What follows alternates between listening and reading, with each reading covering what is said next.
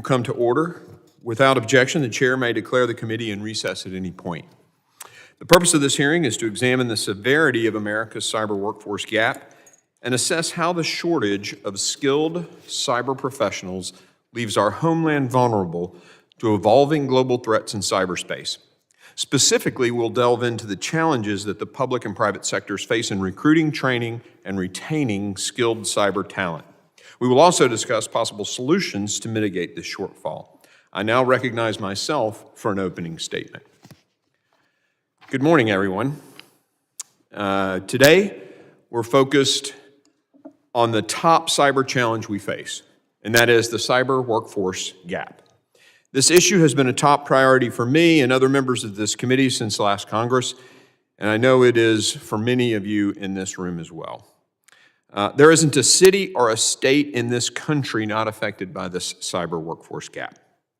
Currently, our nation lacks about 500,000 cyber professionals. That's a deficit of 1 million eyes, and this means that many of our networks and critical infrastructure are going unwatched, even while malicious nation-state actors like Volt and Salt Typhoon target them daily. At a time when we need to go on the offensive, we can barely play defense. We simply don't have enough people in the right jobs with the right skills to stay on top of the significant cyber challenges our homeland faces. We covered many of those threats in our first committee hearing 2 weeks ago, and you can get a glimpse of the magnitude of these threats yourself. We captured them in the committee's cyber threat snapshot. You can see a little bit of that here. Whether we're dealing with China, Russia, North Korea, Iran, or criminal actors, one thing is clear: our vulnerabilities span from our heartland's hardware to our city's software. Sometimes we're dealing with targeted attacks like ransomware, and sometimes our vulnerabilities stem from poor cyber hygiene or economic models that do not prioritize cybersecurity. But whatever the case, we need to do better, and we need to do better now. Our nation's security and prosperity depend upon a resilient cyber posture, something that can only be assured by adequately preparing our pipeline of cyber professionals. Over the years, there have been many initiatives to address the cyber workforce gap. Our witnesses here today have been at the forefront of some of those efforts. We applaud those efforts and hope they'll continue. However, it's clear we need a new but complementary approach, one that brings together the public and private sectors to fill gaps at all levels of government and industry, one that creates quick pathways for individuals who want to pivot in their careers without having to complete a 4-year degree, one that provides hands-on experiences for cyber professionals in training and then supports them throughout their careers, one that cultivates a sense of community and service to the country, like the ROTC program, one that's accessible to all Americans, and one that will finally change the decades-long narrative around the cyber workforce gap. I believe that bill is my bill, the Cyber Pivot Act. It directly addresses all of these issues in a meaningful way, and that's why I reintroduced my bill today, alongside Representatives Guest, Jimenez, Higgins, Strong, Biggs, Evans, Molinar, Ezell, and Rogers. We've received significant support for the bill, including the American Association of Community Colleges. And I want to thank our stakeholders and would like to submit the following statements for the record. Advocacy Blueprints, Business Software Alliance, Cyber Innovation Centers and their academic initiative, cyber.org, Dark Trace, Forescout Technologies, Foundation for Defense of Democracies, Information Technology Industry Council, the Internet Security Alliance, ISC2, or Squared, Avanti, the McCrary Institute, Microsoft, National Rural Electric Corp Association, Palo Alto Networks, Periton, the R Street Institute, Sentinel One, Special Competitive Studies, the U.S. Chamber of Commerce. Without objection, so ordered. It's time to sign the Cyber Pivot Act into law, and I look forward to working across the aisle to ensure that we can do so in a bipartisan manner. Last year, we held a full committee hearing on the cybersecurity workforce gap with government witnesses. Today, we will examine the perspective of the private sector. Thank you to our expert panel for joining us. Your diverse experiences in academia, critical infrastructure, cybersecurity, and nonprofits will give us a holistic understanding of the complexities we face in bolstering our cyber workforce and the strategies we must consider for reducing the workforce gap once and for all. I look forward to this very important discussion. I now recognize the gentleman from Mississippi, our ranking member, Mr. Thompson, for his opening statement. Thank you. Thank you very much, Mr. Chairman. Good morning. I'd like to thank our witnesses for agreeing to testify today.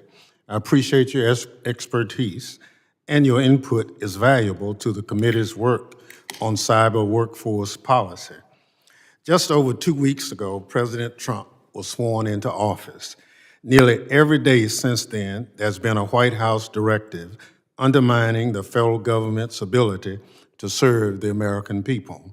There is confusion about which federal grant funds President Trump froze last week and whether the funds are still frozen. The administration refuses to give Americans a straight answer about that. Disaster victims recovering from hurricanes in North Carolina and Florida and wildfires in California are wondering whether FEMA will still be standing after the president made clear he'd like to shut down the agency. And now, an unelected billionaire from South Carolina, South Africa, Trump's co-president Elon Musk, has gotten into federal networks and is assessing Americans' sensitive personal data. God only knows what he's doing with Americans' data or what his plans are for our information. He's inside the Treasury Department's system where he's not only assessing information, but has the ability to change it. These systems have Americans' social security numbers and payment information. Trump gave Musk control of our nation's checkbook, of a bank account funded by Americans' hard-earned tax dollars. We don't know what he's doing with any of it. His Doge team also allegedly bought a commercial server, set it up in the Office of Personnel Management, and began assessing intimate details about Americans' personal lives, from home addresses to medical histories. Musk is demanding access to information systems across the federal government to collect even more data about millions of Americans for reasons that are yet unclear. These actions violate a host of federal laws and policies intended to ensure data privacy and security and protect federal networks, leading one security expert to describe Doge's access to federal data as an absolute nightmare. Nevertheless, neither the White House nor my Republican colleagues in Congress have shown any inclination to force Elon Musk and his Doge underlings to follow the law, adhere to security practices, or justify their unprecedented access to government systems and Americans' data access to government. It is not clear who is, in fact, running the country, because it seems the president is either unable or unwilling to control Musk. Either way, Americans will be paying the price. To be honest, Mr. Chairman, it's also not clear why the committee would hold a hearing on cyber workforce at this time. Make no mistake, addressing cyber workforce challenges is a critical security priority. But holding a hearing on cyber workforce while letting Elon Musk root around in government systems is like worrying someone might break in through the back door of your home while swinging the front door wide open. I'm afraid the committee is failing to address this urgent security issue, and our adversaries, like China, Russia, and Iran, are watching the administration do nothing. Having said that, I'd be remiss if I did not point out that one of the biggest obstacles to growing a robust cyber workforce are the Trump-Musk policies. As I speak, the federal workforce is in a tailspin. All of us a hearing from federal employees, not knowing should they stay, should they go. There's no policies that's been outlined as to why I'm receiving this email telling me that I'm somehow not useful or value. And I can understand where CISA and other agencies fall in this tailspin. President Trump's nominee to head the Office of Management and Budget has said, and I quote, "We want the bureaucrats to be traumatically affected. When they wake up in the morning, we want them to not want to go to work because they are increasingly viewed as villains. We want to put them in trauma." Hiring freezes are delaying the onboarding and recruitment of top cyber talent. Secretary Noem, whose little explanation has said she wants to shrink CISA. Deferred resignations offer the administration has no authority to issue, accompanied by insults about productivity and warnings of layoffs, send a clear message that the administration does not value its workforce. It is not loyal to it and does not prioritize developing expertise within government. In short, the workforce is expendable. Moreover, the president is openly hostile to a diverse workforce that reflects the American people. In just 2 weeks, he's directed federal departments and agencies to strip references to diversity from their website and blame diversity for a national tragedy. Mr. Chairman, I appreciate your commitment to addressing the cyber workforce challenge by expanding scholarships for service for community college. But under these circumstances, who would want to commit to working for the government? Until the administration begins to treat its workforce with more respect and turn the page on its cruel and dismissive attitude toward diversity, I cannot support new efforts to tie tuition assistance to employment with the federal government or to an employer the administration must approve. Despite what the president might think, cyber jobs are Black jobs, Asian jobs, Hispanic jobs, and jobs for women. I wish I were more hopeful that the committee will work to correct course on the Trump-Musk policies that are causing chaos and undermining security. Toward that end, today I will introduce 2 resolutions of inquiry to ensure that the committee has the information necessary to evaluate whether Donald Trump and Elon Musk have adequately considered the security implications of their terrible policies. The first resolution of inquiry directs the Secretary to provide the committee documents related to security assessments associated with efforts to freeze payment of critical homeland security programs that, among other things, support cyber workforce training and cybersecurity efforts at the state and local level. The second resolution of inquiry directs the Secretary to provide the committee documents related to the impact of the hiring freeze on the cyber workforce, as well as any of the security policies related to providing DOJ access to DHS information systems and data. Additionally, today, committee Democrats are sending a letter to OPM requesting information about the impact of President Trump's hiring freeze and deferred resignation offers on the cyber workforce, and a letter to OMB raising our grave concerns about Elon Musk's unfettered access to federal networks and Americans' data. This information is necessary to the committee's oversight obligation, and Democrats will not stand by while the Trump-Musk administration rips off the American people. With that, I again thank the witnesses for participating in today's hearing, and I yield back the balance of my time. The gentleman yields. Other members of the committee are reminded that opening statements may be submitted for the record. I am pleased to have a distinguished panel of witnesses before us today, and I ask that our witnesses please rise and raise their right hand. Do you solemnly swear that the testimony you will give before the Committee on Homeland Security of the United States House of Representatives will be the truth, the whole truth, and nothing but the truth, so help you God? Let the record reflect that the witnesses have answered in the affirmative. Thank you. You may be seated. I'd now like to formally introduce our witnesses. Dr. David Russomanno currently serves as the Executive Vice President for Academic Affairs and is the Provost at the University of Memphis.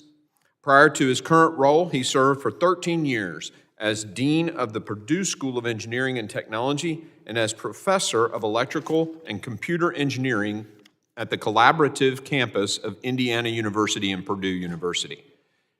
Throughout his career, Dr. Russomanno has spearheaded the growth of numerous initiatives to improve the recruitment, retention, and overall success of STEM students. Mr. Robert Rauschat serves as Vice President of Global Training and Technical Field Enablement at Fortinet, where he is responsible for creating award-winning training and education programs for cybersecurity. He also previously served as the Director of Worldwide Education Services at that organization. Before joining Fortinet, he served as the Director of Global Training and Enablement at Trend Micro, Director of the Canadian Standards Association Learning Institute, and Senior Manager of Training and Certification Programs at Entrust. Mr. Chris Jones. Mr. Jones serves as the President and Chief Executive Officer of Middle Tennessee Electric, as electric cooperative where he spent the past 26 years. Mr. Jones also serves as a board member for United Communications, the Tennessee Electric Cooperative Association, and the Tennessee Chamber. He previously served as chair of the Chamber of Commerce in both Rutherford and Williamson counties, as an advisory member of the Tennessee Nuclear Energy Advisory Council. Mr. Max Steyer. Mr. Steyer serves as President and Chief Executive Officer of the Partnership for Public Service. He previously worked in all three branches of government. Prior to his current role, he served as Deputy General Counsel for Litigation at the Department of Housing and Urban Development. Mr. Steyer also previously served as a clerk for the U.S. Supreme Court and U.S. Court of Appeals for the Second Circuit. In addition, he previously worked as Special Litigation Counsel at the Department of Justice and as a staff member in the Office of a United States Representative. I thank the witnesses for being here today, and I now recognize Mr. Russomanno for 5 minutes to summarize his opening statement. Chairman Green, Ranking Member Thompson, and distinguished members of the committee, thank you for the opportunity to appear before you today. I express my gratitude to Chairman Green for your overall leadership on cybersecurity workforce and for introducing the Cyber Pivot Act. My name is David Russomanno. I'm a computer engineer by training and have the privilege of serving as provost at the University of Memphis. The University of Memphis is a Carnegie R1 university, which is a designation meaning we are a high-performing, comprehensive research university. I have devoted a significant portion of my career as an engineering professor, department chair, and dean of engineering and technology to advance STEM education focused on initiatives to grow the student pipeline and produce successful student outcomes aligned with workforce needs. For example, I have served as principal or co-principal investigator on National Science Foundation-administered Scholarships for STEM and CyberCorps Scholarship for Service projects.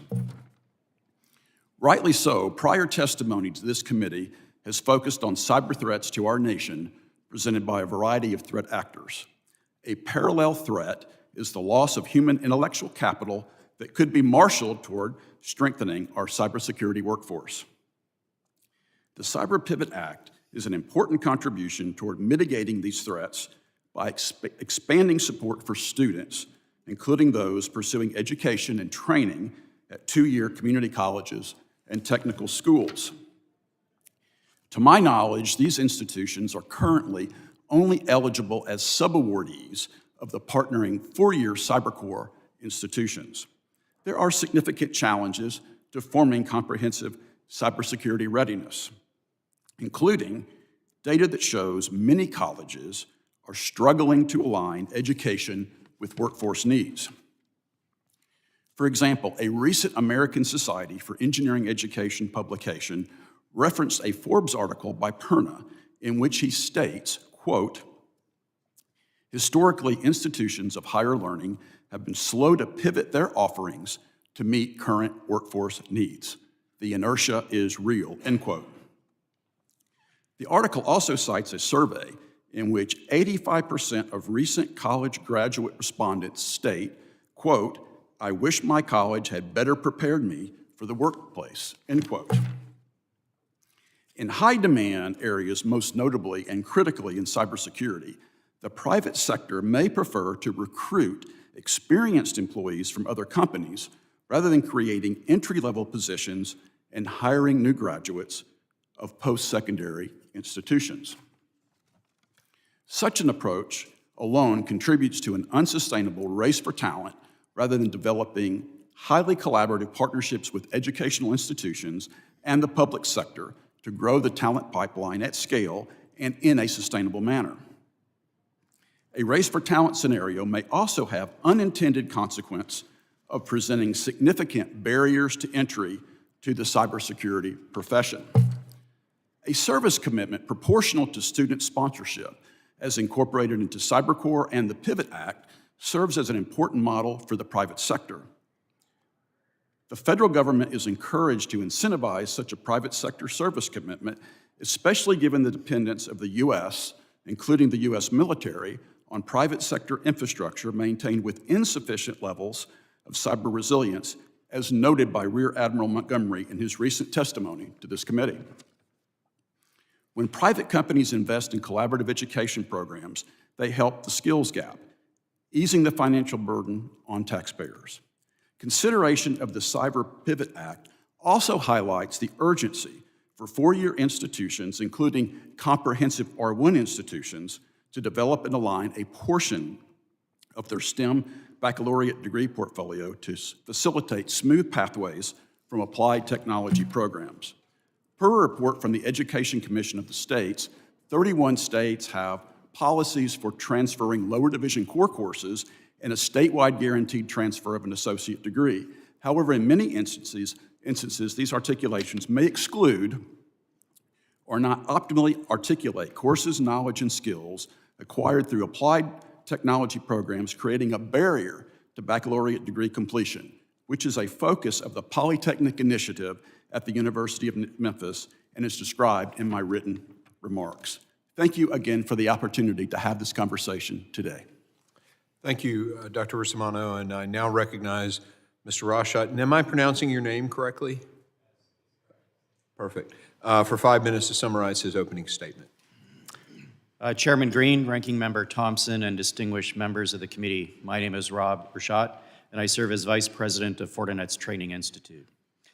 I've spent my career focusing on empowering others with the skills to successfully enter and advance within the cybersecurity workforce. I appreciate the opportunity to testify before you today on the state of America's cyber workforce.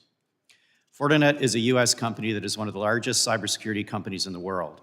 While we manufacture over half of the firewalls sold worldwide, our portfolio extends across nearly 60 different integrated cybersecurity and networking solutions.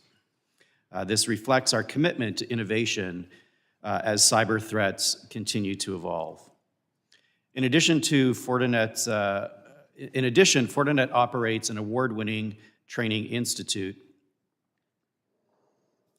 focusing on making cybersecurity training available to everyone.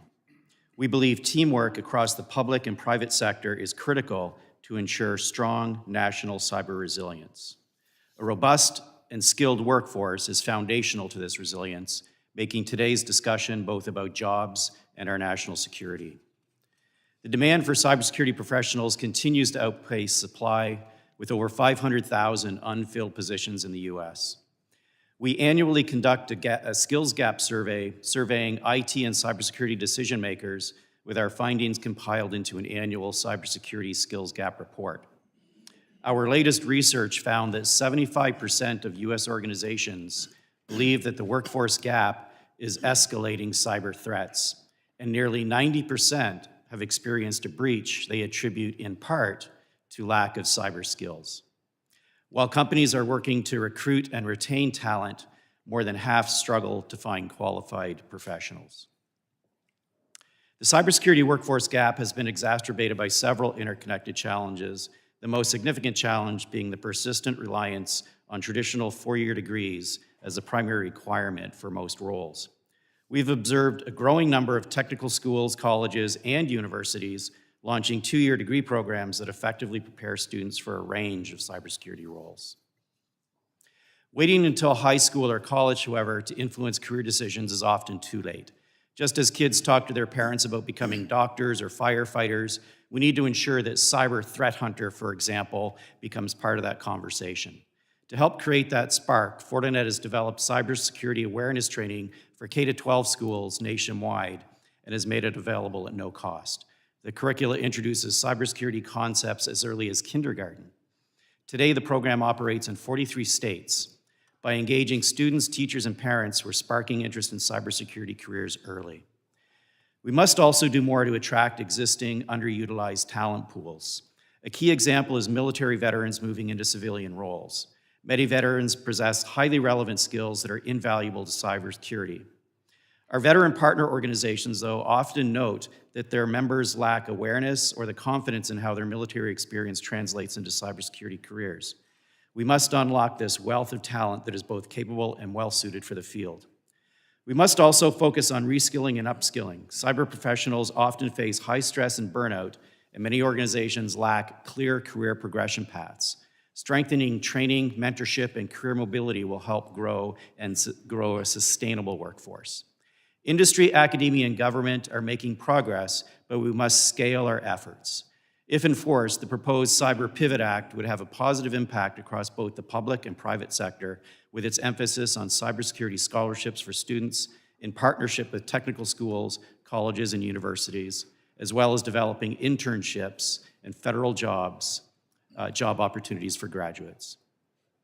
In conclusion, I'm confident that with the right tools, incentives, and partnerships, we can ensure the cyber workforce pipeline is strengthened and that today's workforce gap becomes yesterday's issue.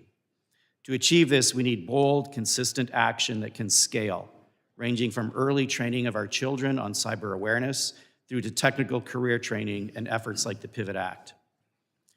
Thank you for the opportunity to be part of today's discussion, and I look forward to your questions. Thank you, Mr. Rauschat. I now recognize Mr. Jones for 5 minutes to summarize his opening statement. Chairman Green, Ranking Member Thompson, and distinguished members of this committee, thank you for the opportunity to testify before you today. My name is Chris Jones, and I serve as President and CEO of Middle Tennessee Electric. I am testifying to provide my perspective as an electric co-op leader, but also to represent the National Rural Electric Cooperative Association and the 900 electric cooperatives across the country. In all these respects, it is quite an honor to be before you today.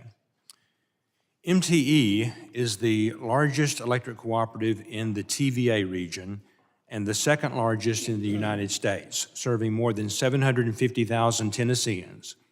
Our service territory includes 15,000 miles of distribution lines across 11 Middle Tennessee counties. NRECA is the national trade association representing 900 electric cooperatives.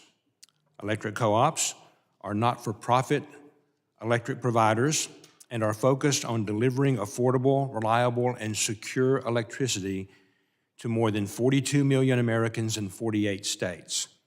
We are unique in the electric sector in that we operate without profit incentives and are owned and governed by the very people we serve. Electric co-ops were created with a mission to address the distinct challenges associated with providing electric service to rural communities, which typically have lower population densities, are more residential, and less affluent than the industry average. This means cooperatives are constantly asked to do more with less, and they deliver. Electric co-ops are owners and operators of some of the nation's most critical infrastructure, including providing power to more than 150 military facilities and installations in the United States. We also serve as economic drivers and lifelines for critical industries and services in our communities like hospitals, schools, emergency services, energy, and food and agricultural production. Protecting America's electric grid from cyber and physical threats is a top priority for our electric co-ops and the communities they serve. Accomplishing this important task as at-cost entities presents its own set of challenges. The same circumstances that made it difficult to invest in electrifying rural America nearly 100 years ago, including being isolated from larger customer bases and diverse talent pools available in urban areas, persist in some places today.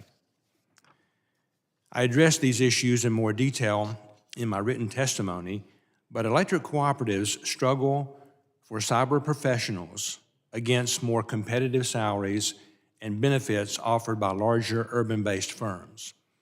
It is also often difficult to attract skilled talent to rural areas because of a perceived lack of professional development or career progression opportunities. However, electric co-ops are identifying innovative ways to overcome these obstacles through partnerships and smart investments. I would be remiss if I did not take this opportunity to thank Chairman Green for his leadership with the Cyber Pivot Act to help tackle some of these issues.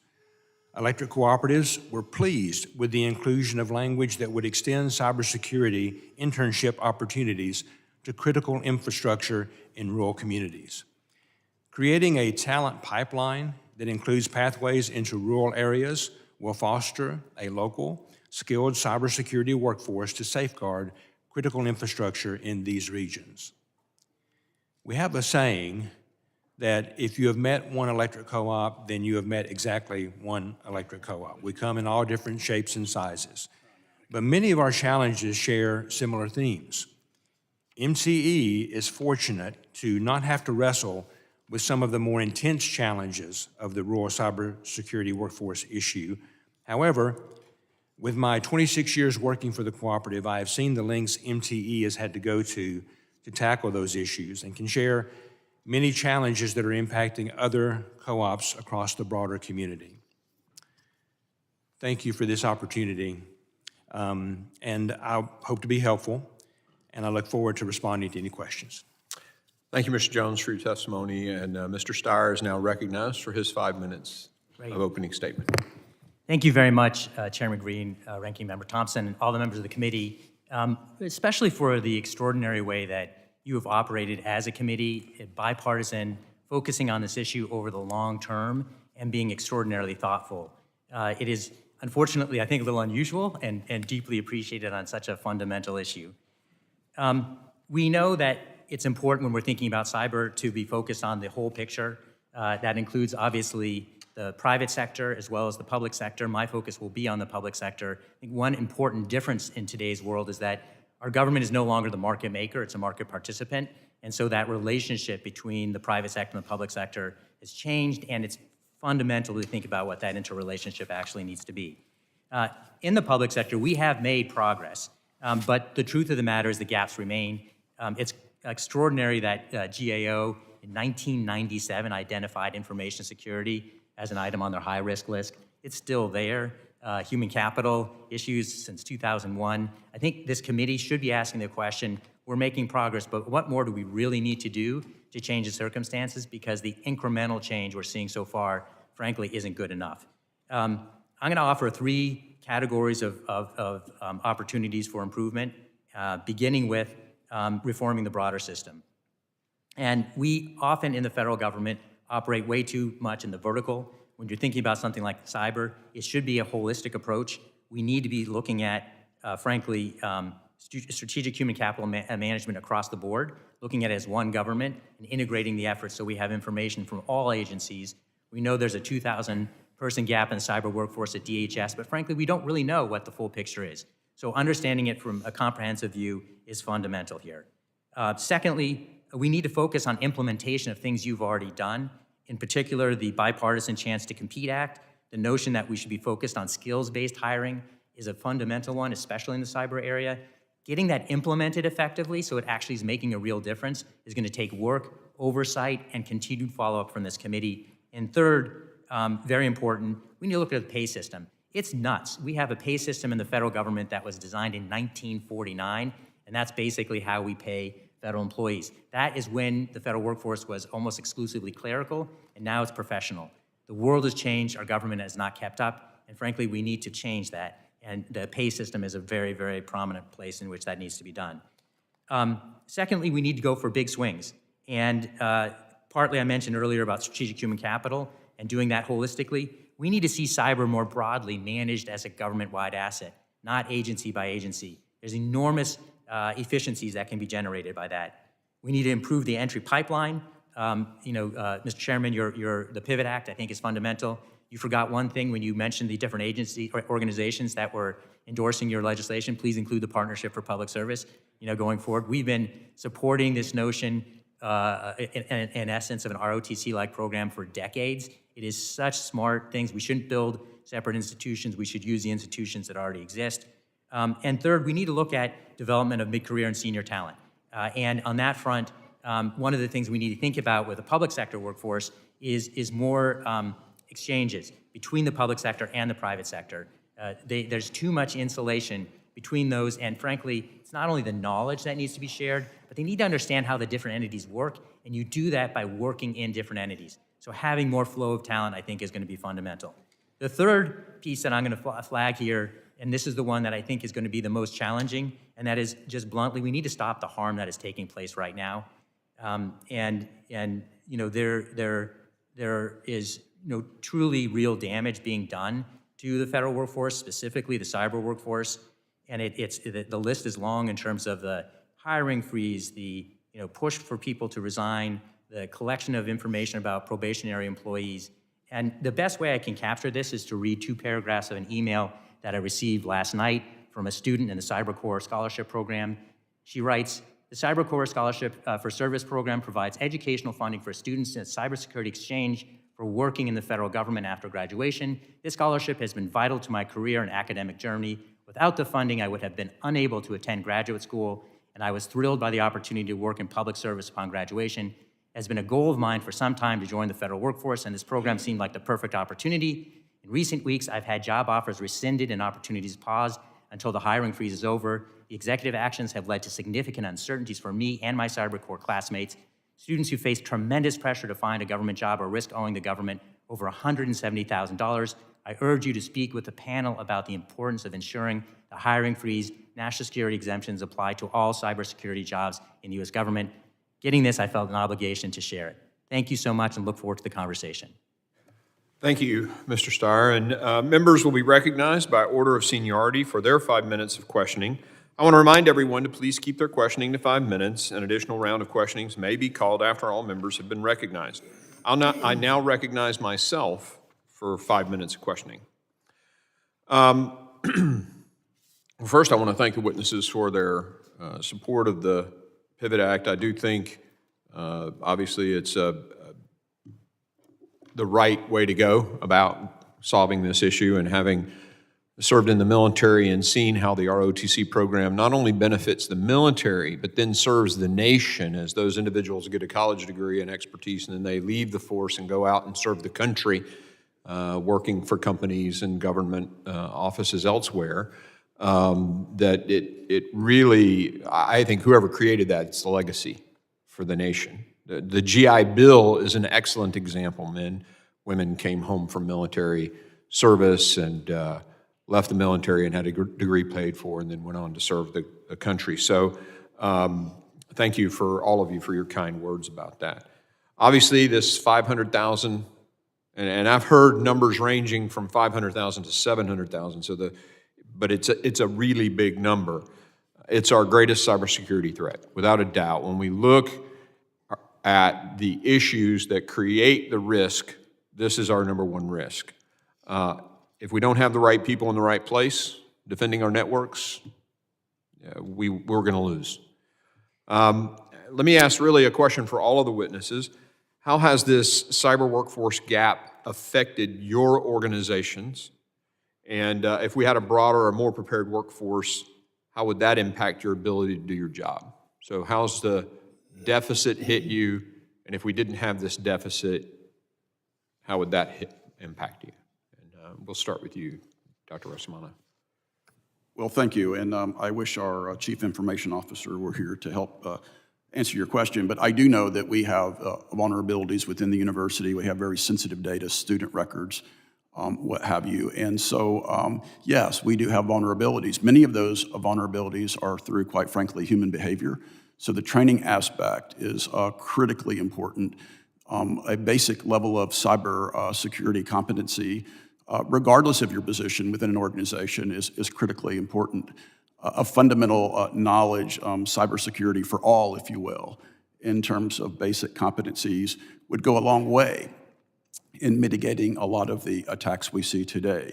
So certainly within the university environment, we're doing all we can. I think universities, by and large, have fared fairly well compared to the private sector in many instances.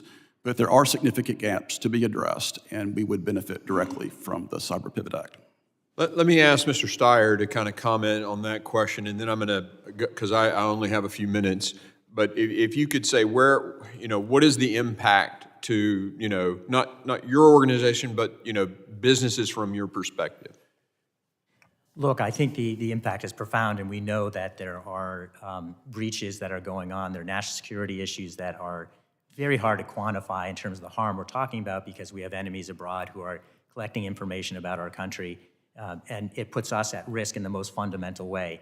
So, look, the reality obviously is that we've moved away from a world in which we do everything physically to a world in which we do almost everything digitally, and we haven't kept up with that transformation of our world activity with the workforce that can manage that different threat. I think the point that was just made earlier that it isn't just the cyber workforce, it's the entire workforce that needs to be sophisticated enough to be able to, especially the leaders. I mean, this is one of the things that we see in government writ large, which is even if you have technical expertise, if the leaders aren't sufficiently literate, the reality is they don't even know what they should be asking for or how to deploy resources effectively. So investing in leadership, literacy on cyber and other things, especially now AI, we think is fundamental.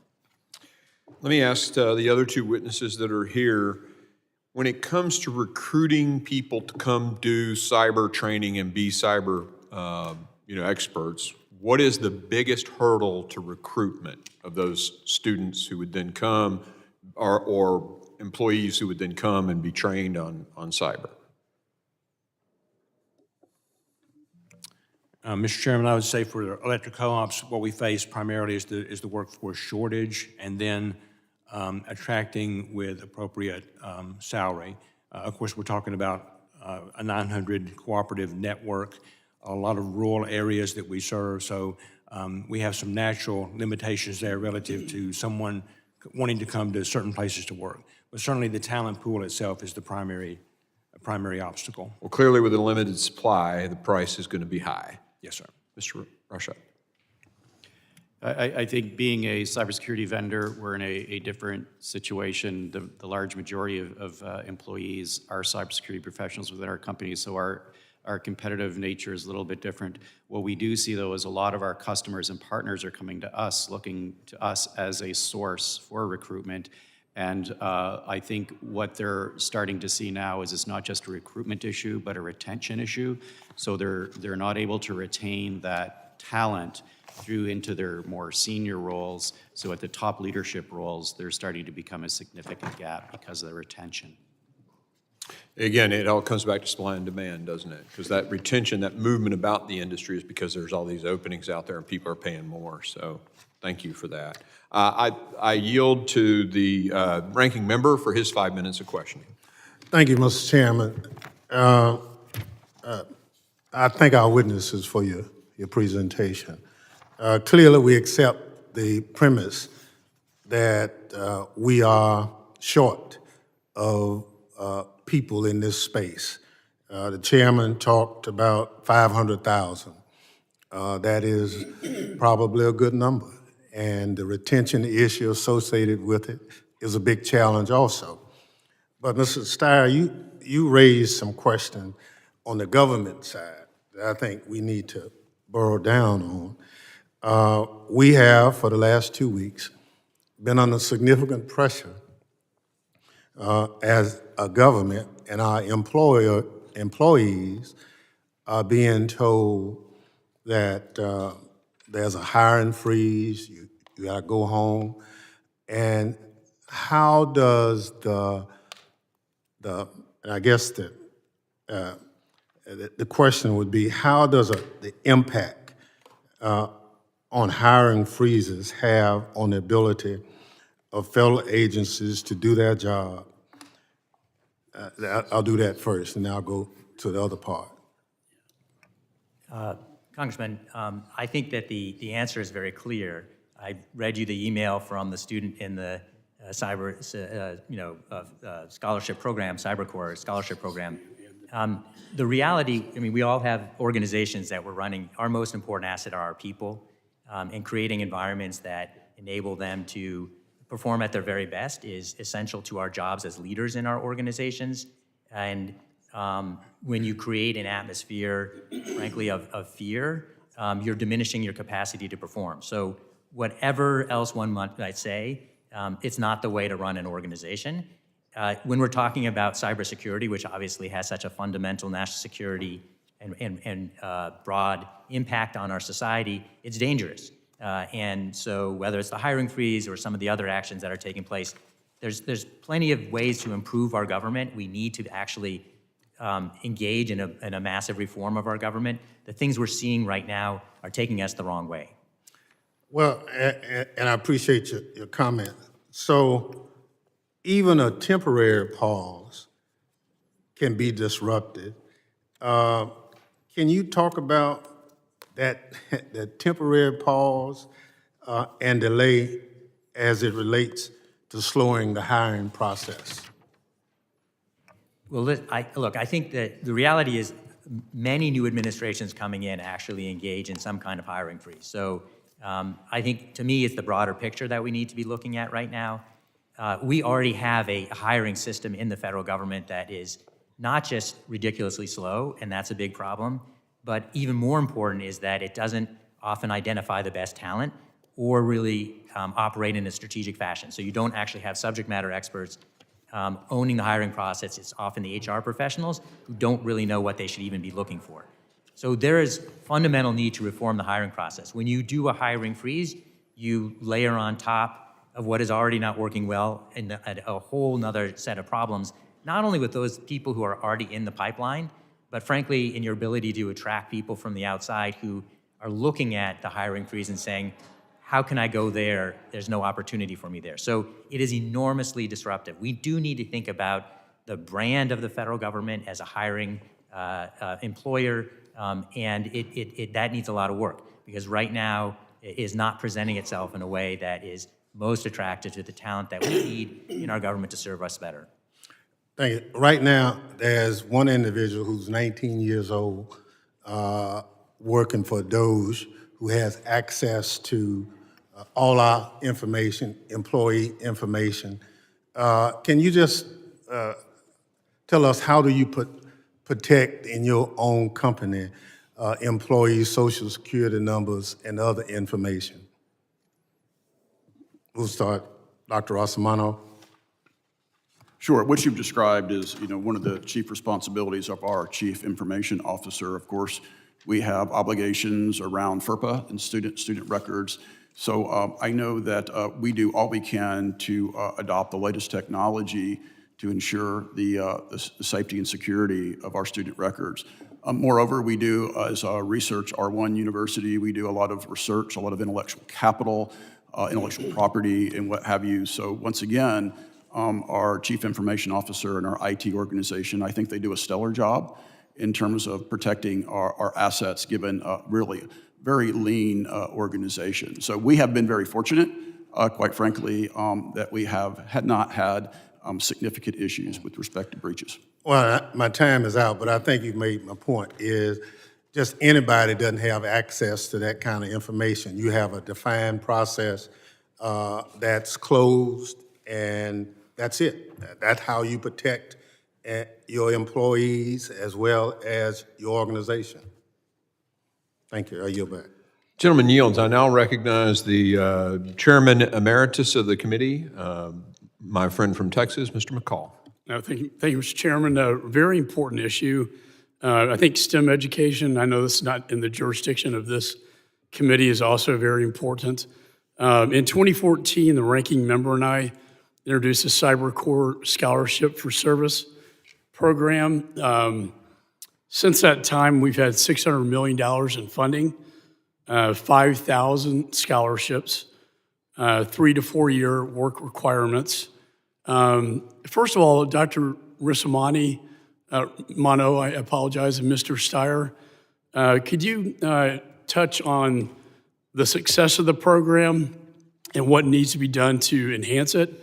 In addition, how will the Pivot Act complement those efforts? Well, thank you, Congressman McCall, for that question. As I said in my opening remarks, I've had the opportunity to be part of Cyber Corps at 2 different universities and have seen the impact. Both universities were urban, serving, drawing, serving students from a variety of backgrounds.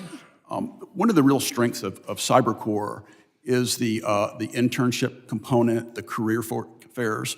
The national career fairs in DC are a wonderful opportunity for students to network, to learn more about the various federal agencies where cybersecurity is, of course, a very important aspect. And so that internship opportunity has really been important. Now, in terms of improving that, I think more distribution of those types of fairs across the nation would be critically important. If you look at urban serving universities, many times students may be reluctant to leave their immediate geographic area.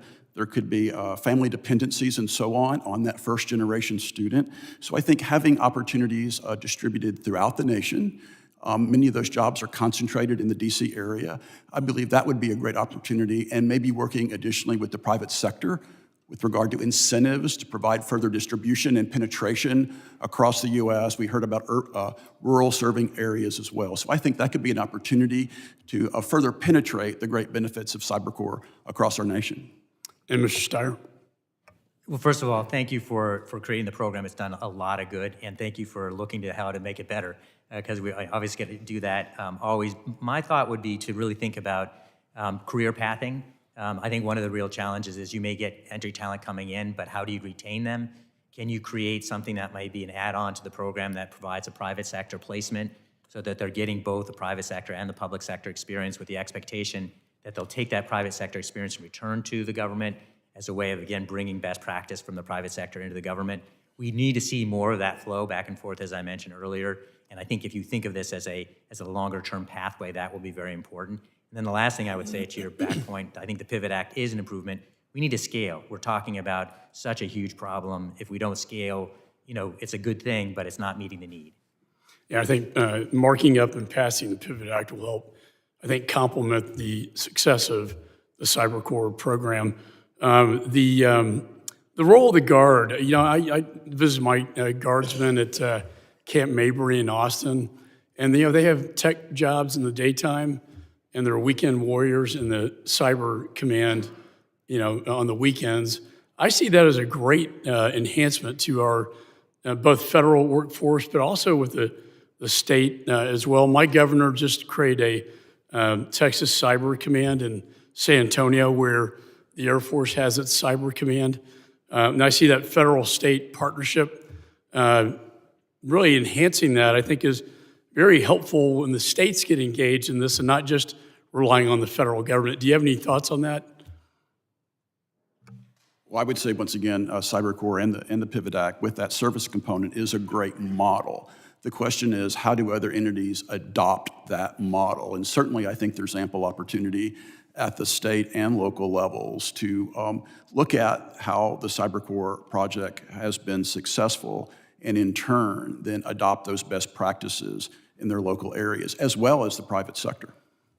I think, Mr. Rossamat, you mentioned the role of veterans, too. I mean, they have a skill set that they may not be aware the private sector or state or federal service could, enhance their careers beyond the military. And I think that's an area we need to enhance and look at as well. And then finally, on the exemption issue, I just want to close by saying that it's my understanding that CISA and the DoD are exempted from the executive order. So for your student who may be worried about this, that's good for them to know. Also, the national security and public safety exemption to the executive order as well. And with that, I yield back. The gentleman yields. I now recognize Mr. Correa Mr. for Chairman, his 5 minutes of questioning. Good to see you. thank you very much. May I respectfully have 10 minutes? Well, you know how I do this, so ask your question. 7 minutes, you got a deal. Thank you, Mr. Chairman. Want to thank our witnesses for being here today, this most important issue that we've dealt with in Homeland Security for a number of years now. We all read about those big hacking situations, Colonial Pipeline. What we don't read about are those victims, big and small, that actually pay the ransom and continue to remain quiet. You also don't read about folks back home on Main Street, my Main Street, small businesses getting hacked, losing information, not paying the ransom, and getting hit hard. Number one, by those people that hacked them, and then number two, with a lawsuit. The loss in economic value is high. Gentlemen, all of you had some great information here today. And my question would be as follows. We're losing personnel. It's hard to recruit individuals to go into the sector, not only because it's STEM, but because of the pay. The private sector will always pay more than the public sector. Yet I look at government, the FBI, the CIA, other government agencies that are active in this area in critical ways. How do they compete with the private sector? How do they recruit to get people to go into those jobs? And I think we've had this discussion here in this committee as well. I think at the end of the day, these young men and women that join the ranks of the public sector are really patriots. They want to do it because they love this country. They want to do it because they want to do the right thing. And right now, we pick up the newspapers. We have an FBI hiring freeze. We have a hunt for FBI agents that were involved in the January 6th investigation. These men were following orders. These individuals, men and women, were doing what they thought was right for this country. So I'm looking at somebody in college who's maybe looking at going into the FBI for a career. What do they say? What's the motivation here? Just as I was walking over here, picked up a report that says CIA offers buyouts to workforce, similar to those proposed through other government agencies, except for those that are in sensitive areas. Well, the rookies coming into the CIA like FBI got to learn the business. And cyber is one of those that you don't walk in and say, I got it. I got a 4-year degree or 2-year technical degree. You have to be there for a number of years. So I'm going to ask each one of you very quickly, how does this hurt our country's recruitment when you have across the board federal agencies asking their workers to actually resign or take early buyout offers? Mr. Rosmano. I only have a minute and a half, so if you could be brief. Thank you, Congressman Correa. I would say, our focus really is on providing opportunities for students. And, respectfully. Okay, got you. Mr. Jones, how about you? Mr. Congressman, I would say that when I think about electric co-ops and the opportunities we provide, I would say that there's virtue in service, and that is an attractor that we have. And when we have people that come to work for us, maybe they're not making the most money, but the virtue Do you have a of service. steady job? Yes, sir. You know what you're doing for the public, for the community, and that's what it's about. So if you get a buyout offer saying you got to leave, how does that affect your recruiting? Well, certainly it would impact it, sir. But as far as all the particulars and Mr. Richaud. I think you're right in that the majority of people that are in cybersecurity roles are doing it because they love it and creating an environment for those people to thrive and providing them as much education as we can through free education. And uncertainty causes what? Mr. Steyer. Of course it hurts. It's an obvious proposition. I think that important to focus on that this is a purpose-driven workforce. It is what enables you to recruit people even if you're not going to make as much money. We do need to change the pay scale. It's worth noting as well that 1/3 of federal employees are veterans, and it's because they care. They serve their country in their uniform and they want to serve their country as civil servants. Thank you, Mr. Chairman. I'm out of time.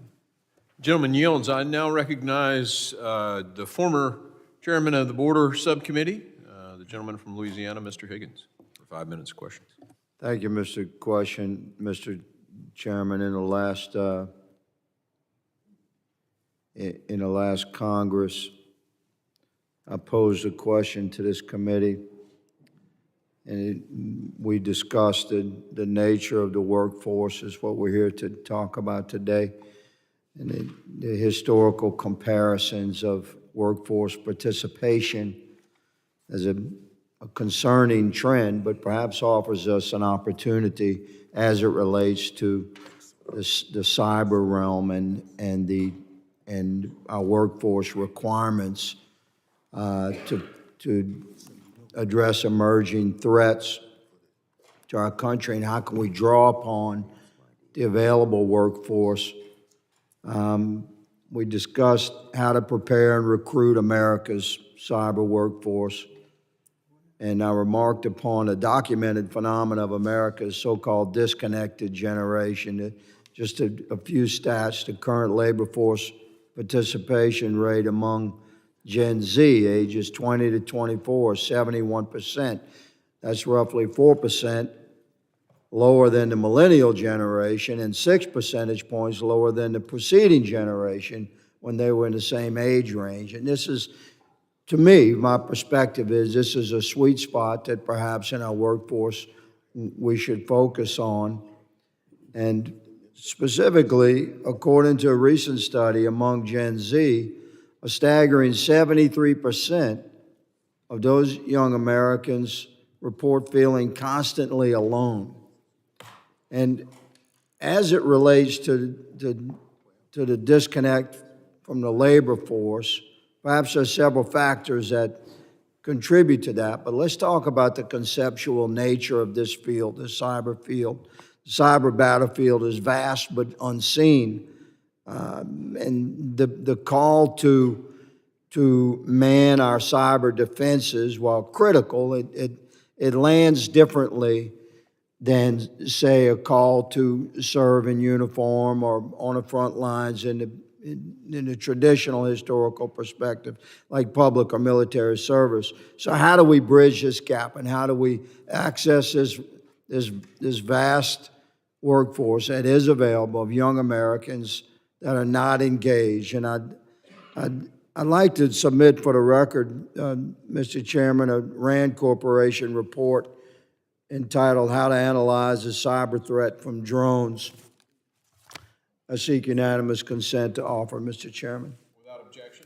Thank you. This report touches on the things we're discussing and how we can connect our relevant fields, gentlemen, to this workforce. And I ask you, Mr. Russomanno and Mr. Rashod, how are you adjusting your particular intersections with the cyber realm to make cybersecurity attractive to this generation that's available?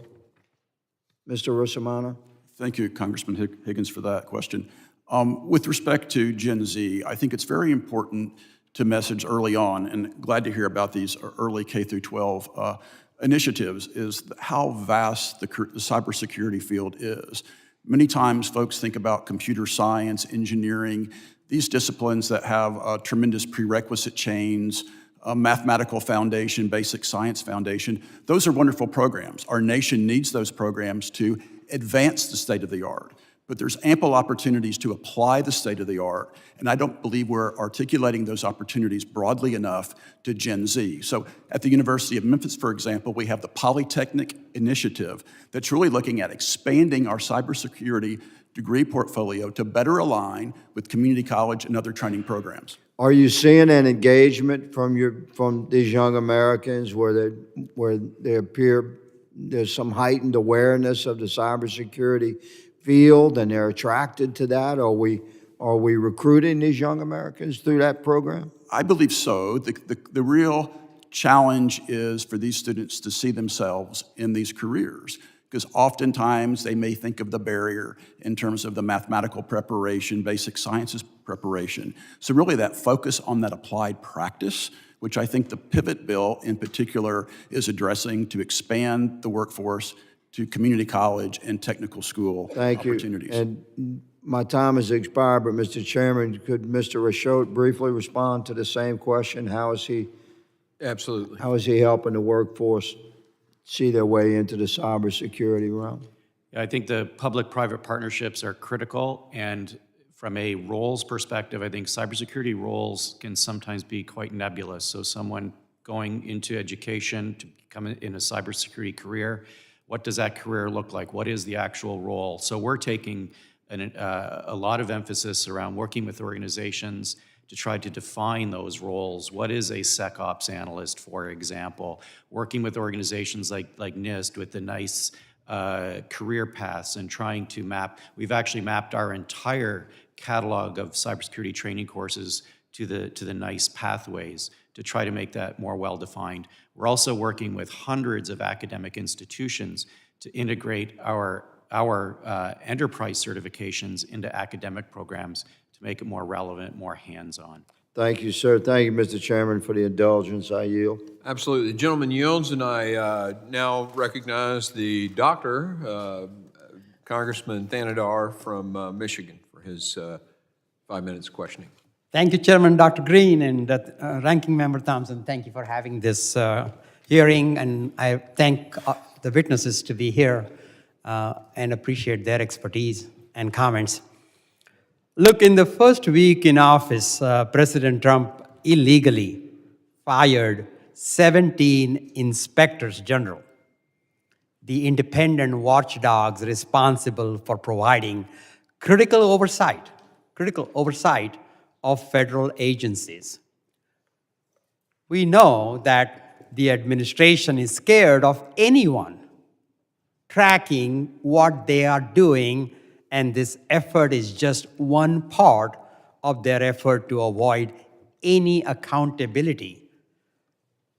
IGs play a critical role in rooting out waste, fraud, and abuse, and help protect employee whistleblowers, and purging them reflects a hope in the Trump administration that nobody will check their abuse of power. Mr. Steer, why are independent inspector general so important, and what will be the impact of this most recent purge? So the inspector generals are, I think, a innovation in our governance, in our system that came out in 1978 with the response to some of the choices that were made by President Nixon that looked to exceed his presidential authority. Congress acted to create the IGs as a way of making sure that there was eyes and ears inside agencies to address waste, fraud, and abuse issues as you've described. I'm going to try to bring this back to the cyber issue, if you don't mind. I would just say that one of the issues that they have focused on has been this question of cybersecurity in agencies. I think it's important in terms of the system that we're talking about here that IGs, while they are political appointees, they're nonpartisan political appointees.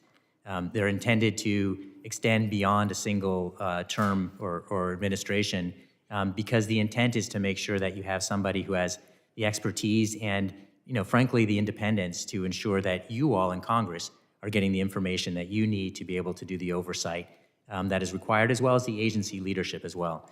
So it is disturbing to see wholesale firings of IGs. It's actually something that I think will diminish the capacity of our government to perform well and for you to do your jobs well. Thank you so much. I want to change the focus a little bit. I want to look at this shortage of technology people. I mean, we currently are under threat for cyber attacks. Many of our agencies, many of our organizations are under attack. While we're talking about long-range plans in terms of academic training and four-year college programs, weekend programs, but this needs to be a two-pronged approach. What are we going to do today, now, to protect our institutions? And then what are we going to do in the future to be able to recruit the people that we need? Now, I ran small technology businesses. Hiring technical skilled people is always a challenge.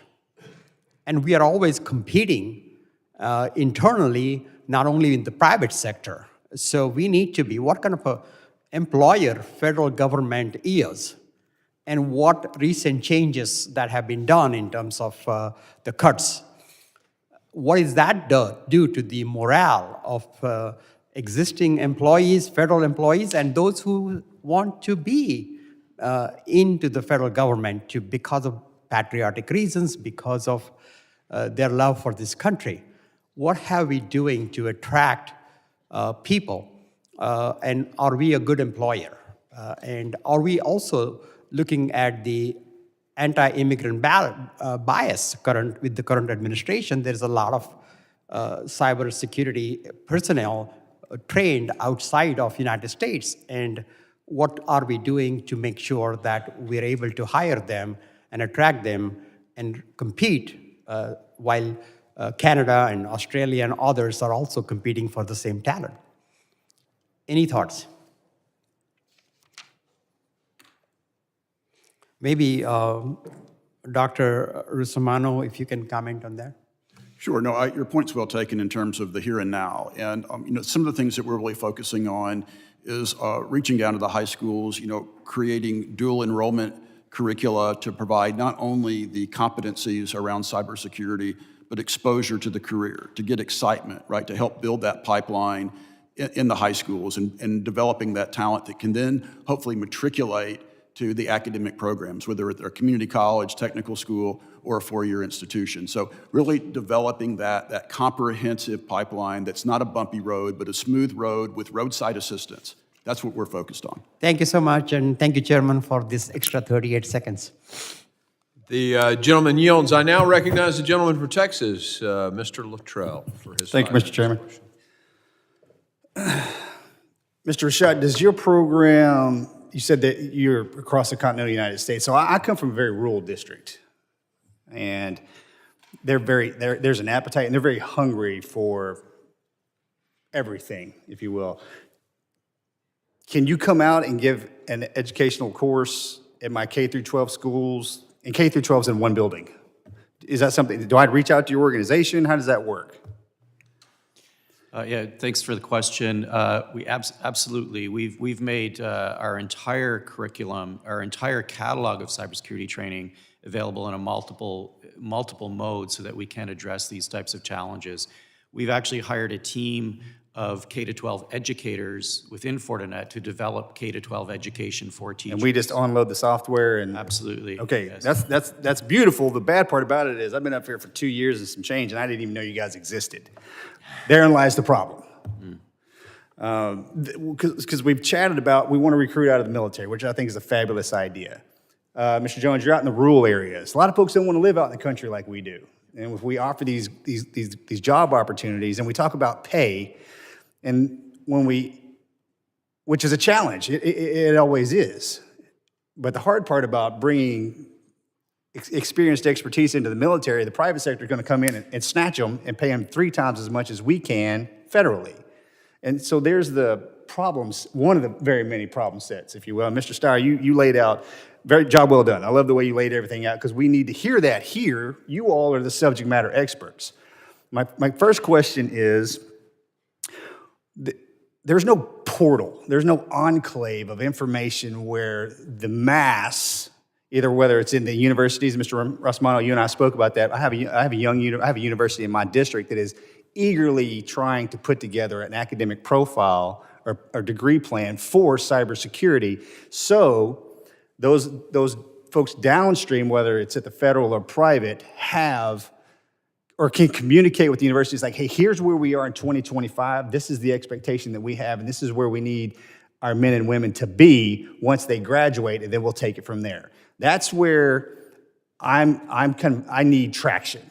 I need you all, however this is going to work. So my question is there an existing department, whether or not it's CISA or federal, and if it's DOD and CISA together, where can something live that universities, private sector can go, as well as lower academics can go and converge these two problems? Mr. Rossman, you got something for him, sir? Yes, I mean, I would, a lot of our experience is working with the National Science Foundation. That makes for me, it's comes to mind as a facilitator to bring together institutions towards shared goals. For example, we'd love to partner and work with, universities in your district. We're working on a national model. We welcome other partner institutions. Is it actually that easy for me to tell Willis High School to reach out to the National Science Academies and say, hey, look, there you go? Well, I think it starts with partnerships among like-minded institutions, working together, and then influencing potential calls for proposals from the National Science Foundation to address shared goals as one approach. Okay, I hate to. Sometimes doing a lot of work is something a lot of people don't want to do. I'm trying to ease the movement, if you will. Mr. Rashad, you got anything on that for me? Like, what specifically, in your opinion, if when we have CISA in here, I was like, all right, hey, here's your role and responsibility. You're to reach out to every single K through 12 school in a continental United States and see where they are in the cyberspace, or whomever. It's something that we've done a lot of work with at the state level with different, where we have our K-12 program operating in 43 different states now, and that has primarily been an effort through state and local government. But it has been quite successful, and I think we can continue pushing that. Okay, I'll ask this, because I'm going to reach out to every single one of you. Just, if you will, I don't care if you throw it at the wall or put it on a whiteboard. In the military, we have mission success, and we work our way back to the starting line. And how do we get there? What's the most streamlined process? Who are we taking, and where are our contingency plans at? That's something that we thrive on in here, because inevitably it's going to come up to either legislation or dollar bills. And again, you guys are the subject matter experts. So I appreciate that communication. Yes, sir, Mr. Jones. Well, Congressman, I'd say reach out to your local electric cooperatives and let us be a facilitator and part of that process. We want to be drivers with that regard. We have a national association that can help be a facilitator. So, and I'm happy to be a bridge to you as well. So feel free to reach out to me. Thank you. Mr. Chairman, I yield back, sir. Thank you. The gentleman yields. I now recognize the ranking member on the Cyber Subcommittee. You're still in that role, right? Yes. Okay, excellent. Yeah, Glad to see you staying there. Yeah. We're going to come to your community. I think we're going to do a field hearing. That'd be great. Yeah, in Palo Alto area on cyber. Yeah. So I recognize the gentleman from California for his 5 minutes of questioning. Great. Thank you, Chairman. This committee was stood up to address threats to the homeland after September 11th, something my colleague to the right knows a lot about, being here since its inception. And today I just want to briefly address the question as to whether we are safe today as a country. Because what I'm seeing from this administration is that we are taking our eye off the ball. We had a terrorist attack in New Orleans to start the year. ISIS, Al-Qaeda, other terrorist organizations want to hit us and hit us hard. We've got the Super Bowl this weekend back in New Orleans. We have the World Cup in 2026, and we have the Olympics in 2028 in the United States. There are a lot of prime national security targets. However, what we are seeing are actions from this administration that do not make us safe. The most basic job of government is for people to feel safe. So when President Trump releases 1,600 violent criminals into our communities, people who brutally attack police officers, we should not be surprised that they're already committing crimes. One of them, just last week in Indiana, was pulled over by a police officer and, shocking, didn't want to obey that officer's orders, fought the cop, tried to use his own gun on the cop, and thankfully the cop shot and took that individual down. Others are committing acts of child pornography who have already been released. So are we safe when 1,600 violent individuals are released into the community? No, we are not safe. President Trump is seeking to fire thousands of FBI agents and has already fired many senior officials. Why? Because these individuals happen to work on cases that he was involved with, where he was accused of stealing national security secrets and leading a coup against his own government. These federal agents keep their head down and they go where they're assigned. It's not a fantasy football draft. They don't get to pick the cases that they work on. They just do their job and they follow the evidence. But what happens when you take thousands of FBI agents out of the Hoover building? They don't work on terrorism, they don't work on child trafficking, they don't work on public corruption, they don't work on violent crime. So are we safe when we take thousands of cops off the beat to protect us from terrorism? No, we are not safe. The president is seeking to force resignations at the Central Intelligence Agency. These are the best spies in the world who have spent years developing foreign languages, are assigned all over the world, have taken years to train to get necessary experience, and they'll be taken off the beat to find the threats that face us as a country. Are we safe when they are not on their watch? No, we are not safe. And as we speak, Elon Musk, who no one elected, no one asked for, is at the Department of Treasury with a cyber gang with access to every American's tax returns and personal identifying information. So speaking of cyber vulnerabilities, are we safe when unvetted individuals have access to your most precious data, information about your employer, your healthcare, your social security number? No, we are not safe. Our job is to make the American people safer. And Mr. Steyer, if we gut and take off the beat the individuals who are supposed to work at CISA and monitor international cyber attacks against our local businesses, does that make us more able to respond to a cyber attack and protect Americans' data, or less able? Congressman, as we've covered already, workforces are not improved in terms of their capacity to do their job if they are in crisis. And we have a federal workforce that is in crisis right now. On the issue of cyber issues, it puts us certainly at greater risk, both with respect to the specific cyber talent and more generally the workforce at large. So easy answer is this is not enabling our government to do its job in the way that the civil servants who are there would like to do it. Great. And I'm all for getting rid of waste, fraud, and abuse. I support any efforts to do that. But when it comes to national security, we better be pretty damn careful about where we make cuts, because my promise to you is we will be hit if we take our eye off the ball. And I yield back. The gentleman yields. I now recognize the chairman of our Terrorism, Counterterrorism Task Force Subcommittee, the gentleman from Texas, Mr. Pfluger. Thank you, Mr. Chairman, and thank you for having this hearing, and I think that's a great point. We have been hit over the last 4 years. We have seen gaps in our security. We have been vulnerable. So, and I think you holding this hearing today is an acknowledgement of a new direction that we are going, and we're going to make sure, damn sure, that we're protected. So I think our witnesses and our panelists, and want to start by saying I represent Angela State University. I've mentioned this in this hearing room many times. And Dr. Russomanno, I'll start with you.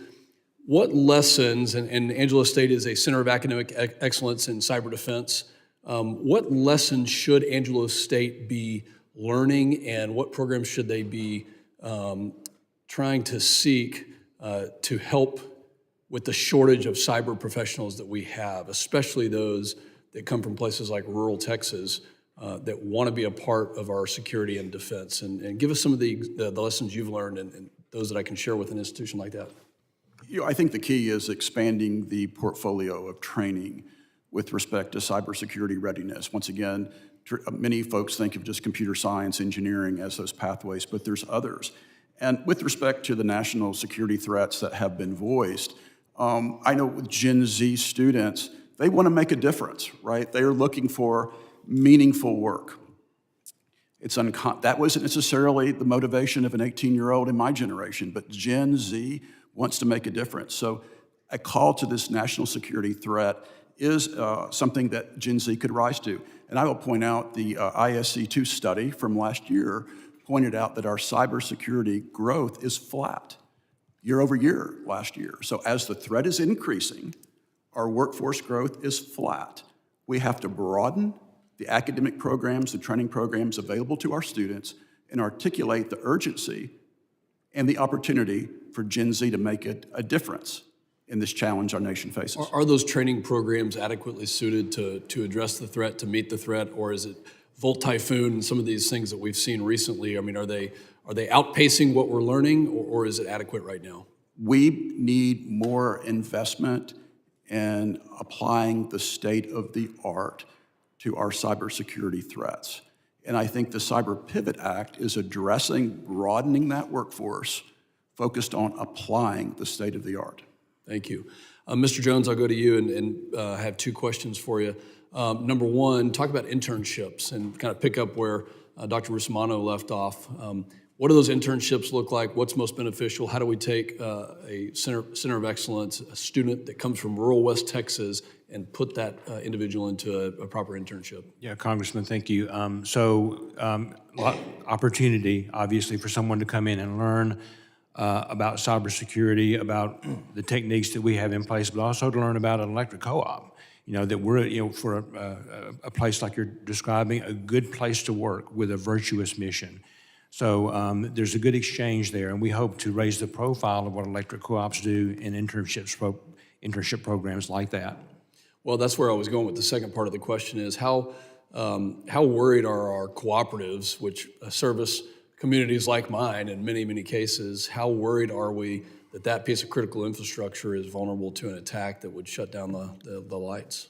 Well, Congressman, I would relate it this way, if I may. So electric co-op managers, we have a universal and always have had a universal item that keeps us up at night, and that's the safety of our team members. And we have a dangerous profession, but we have an accompanying worry that keeps us up at night now, and it's certainly cybersecurity. So this weighs heavy, I can assure you, on every electric co-op manager across this country. So we're taking it seriously, we're working together, we're collaborating. We appreciate this opportunity to collaborate with the federal government. We want to be the best partner we can be. But yes, it is top of mind for all of us. Thank you. We've got 45 seconds left. I'll leave the time to the the other two witnesses. What keeps you up at night? How will the Pivot Act help with those threats? You've got about 20 seconds each. Yeah, I think I'd like to emphasize again this idea of broadening our scope of cybersecurity training and the roles and so on, where today I think we typically focus on training people that just have cybersecurity in their job role or in their job title, where I think it's a broader focus than that. We need to make sure that people coming out of business schools understand cyber threats. We need to understand that people coming out of law school understand risk mitigation and so on. From a physical cybersecurity perspective, we don't just train people that have security in their job title, and I think we need to take the same approach here and really broaden our view of who needs that cybersecurity knowledge. My time is expired. I'm sorry. If you'd like to enter something for the record, please do so. I yield back. The gentleman yields. I now recognize the gentlelady from Illinois, Ms. Ramirez, for her 5 minutes questioning. Thank you, Chairman. Well, let's be serious. We're here talking about preparing the pipeline. The title of this hearing is laughable. How do we prepare the pipeline, or examine the state of America's cyber workforce when unelected, unaccountable President Musk and Trump are asking over half of the federal workforce to resign? and issuing executive orders, freezing hiring, and funding for federal agencies. How do you prepare the pipeline? Under a Musk and Trump presidency, it is clear that the security of Americans' information is not a priority.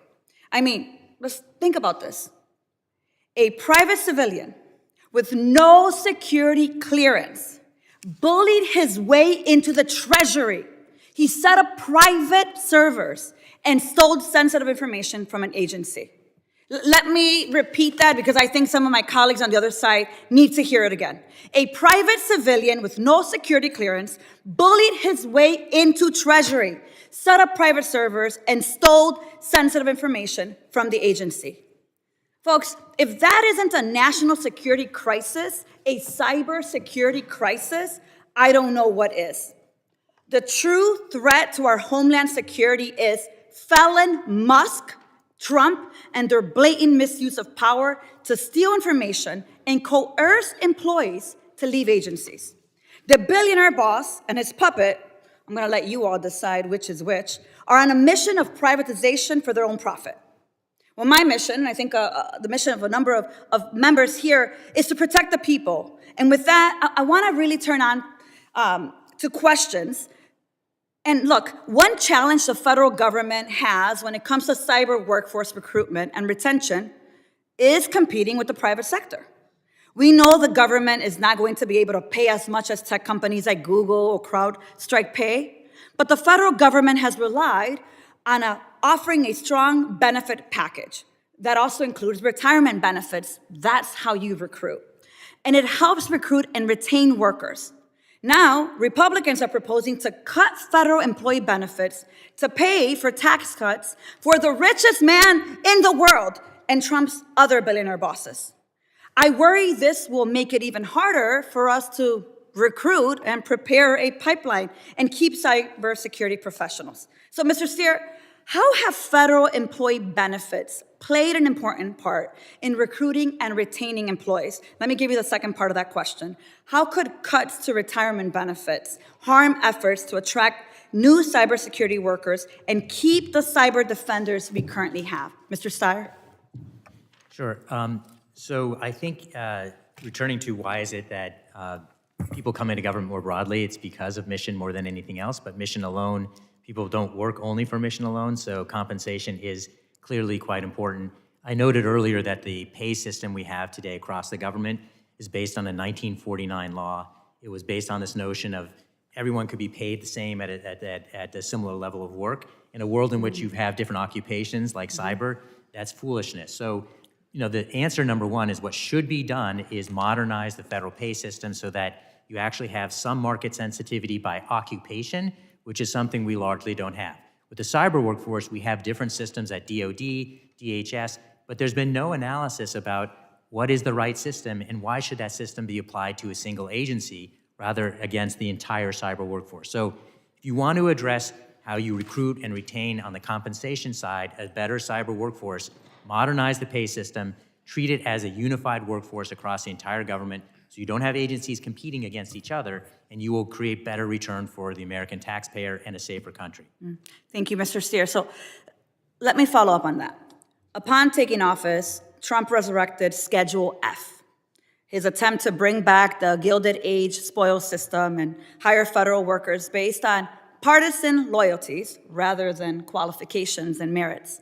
This policy could lead to mass firings of qualified cybersecurity policy experts across the federal government and would dangerously politicize civil service. So, Mr. Steer, the last question I have here in 20 seconds, why is a nonpartisan civil service so important, and how does politicizing the federal workforce undermine national security? Look, we have a history in our country where we had the spoils system before in the 19th century.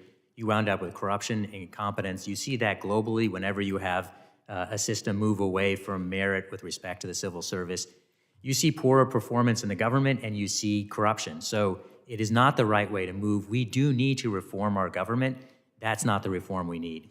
And a point of order, and I normally don't do this, it's Steyer, just to let everybody know so we can maybe, going forward. Thank you, Ms. Steyer. I take that very personally, as the chairman knows too, so I apologize for that. No problem, not at all. Thank you. With that, I yield back. The gentlelady yields.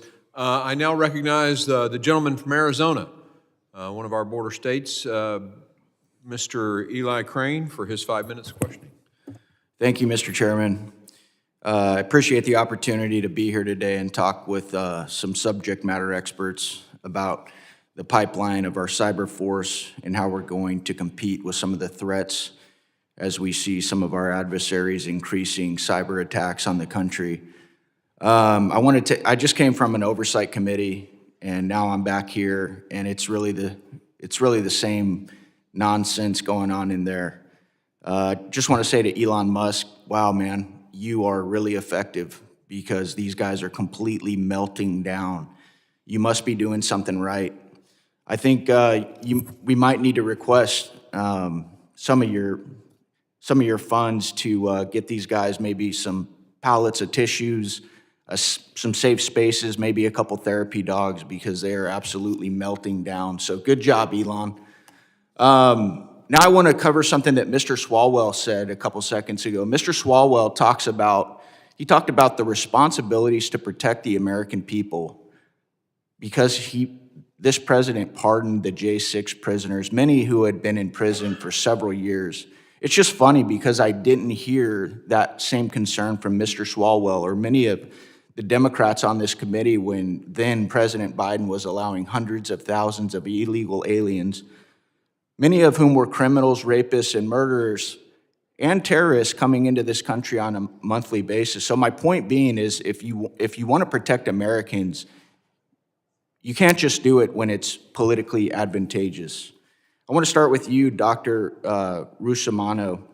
As the Executive Vice President of Academic Affairs at Memphis and the former Dean of Engineering at Purdue University, I'm sure you were well-versed on developing the cyber workforce. My question is, how is the University of Memphis utilizing programs like CyberCorp, Scholarship for Service programs to build out the pipeline of the federal cyber warriors? Thank you, Congressman Crane, for your question. I think it's important to remind everyone what CyberCorp is all about and how it impacts students. One is covering tuition. Another is providing a stipend that enables students not to have to work while they're pursuing their degree. Another is an opportunity to build social capital through networking, through internship fairs and other opportunities to learn more about the federal government and way they can make an impact through cybersecurity.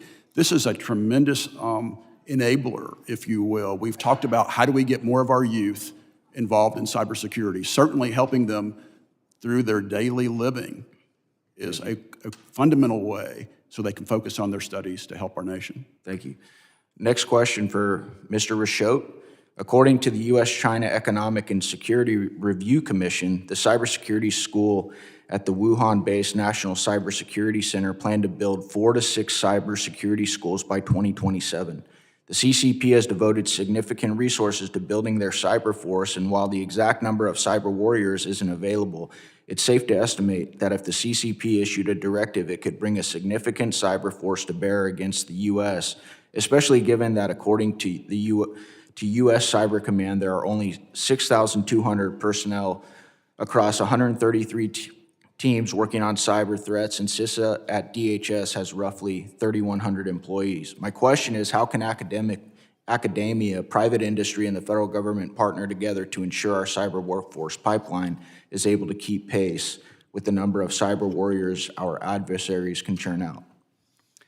Thank you for the question. I think that the partnerships between industry and academia are critical, and our approach has been to break down every barrier we can in terms of access to training and education. We've done that at Fortinet by making our entire catalog of training available free to anyone who needs that training, and we've challenged others to do the same. Thank you. My next question is for you, Mr. Jones. How important is it to utilize American resources within our power grid so that our adversaries aren't getting a foothold in our critical infrastructure similar to Volt Typhoon hack? I was recently watching the Sean Ryan show. The topic was we're in an invisible war with Eric Bethel. My question is, and I'm paraphrasing from the show, how can companies who have a fiduciary responsibility to their investors to gain and seek profit balance that financial responsibility with other factors like patriotism? Well, I think that the electric cooperatives in our country have a rich history of patriotism, Congressman. So I think we do take that seriously. And you know, the virtues of our mission, service, making sure that we are doing our part to provide reliable power for now almost 50 million Americans, and that's always top of mind for us. Thank you. Mr. Chairman, can I enter this into the record? I know there's been some discussion here about layoffs and buyouts. This is an article, CISA among DHS offices exempted from taking OPM's deferred buyout offer. Without objection, so ordered. Thank you. I yield back. Gentleman yields. I now recognize the gentlelady from New Jersey, Ms. McIver, for her, oh wait, are you, I didn't see this, I didn't see Mr. Magaziner snuck in on me. So if we'll defer, is it okay? I'll recognize Mr. Magaziner for his 5 minutes of questioning, and my apologies. Thank you, Chairman. We're here today because we all care about cybersecurity, or at least I thought we all did. Last week, Donald Trump's Office of Management and Budget illegally cut off funding for grants across the federal government, including grants for cybersecurity.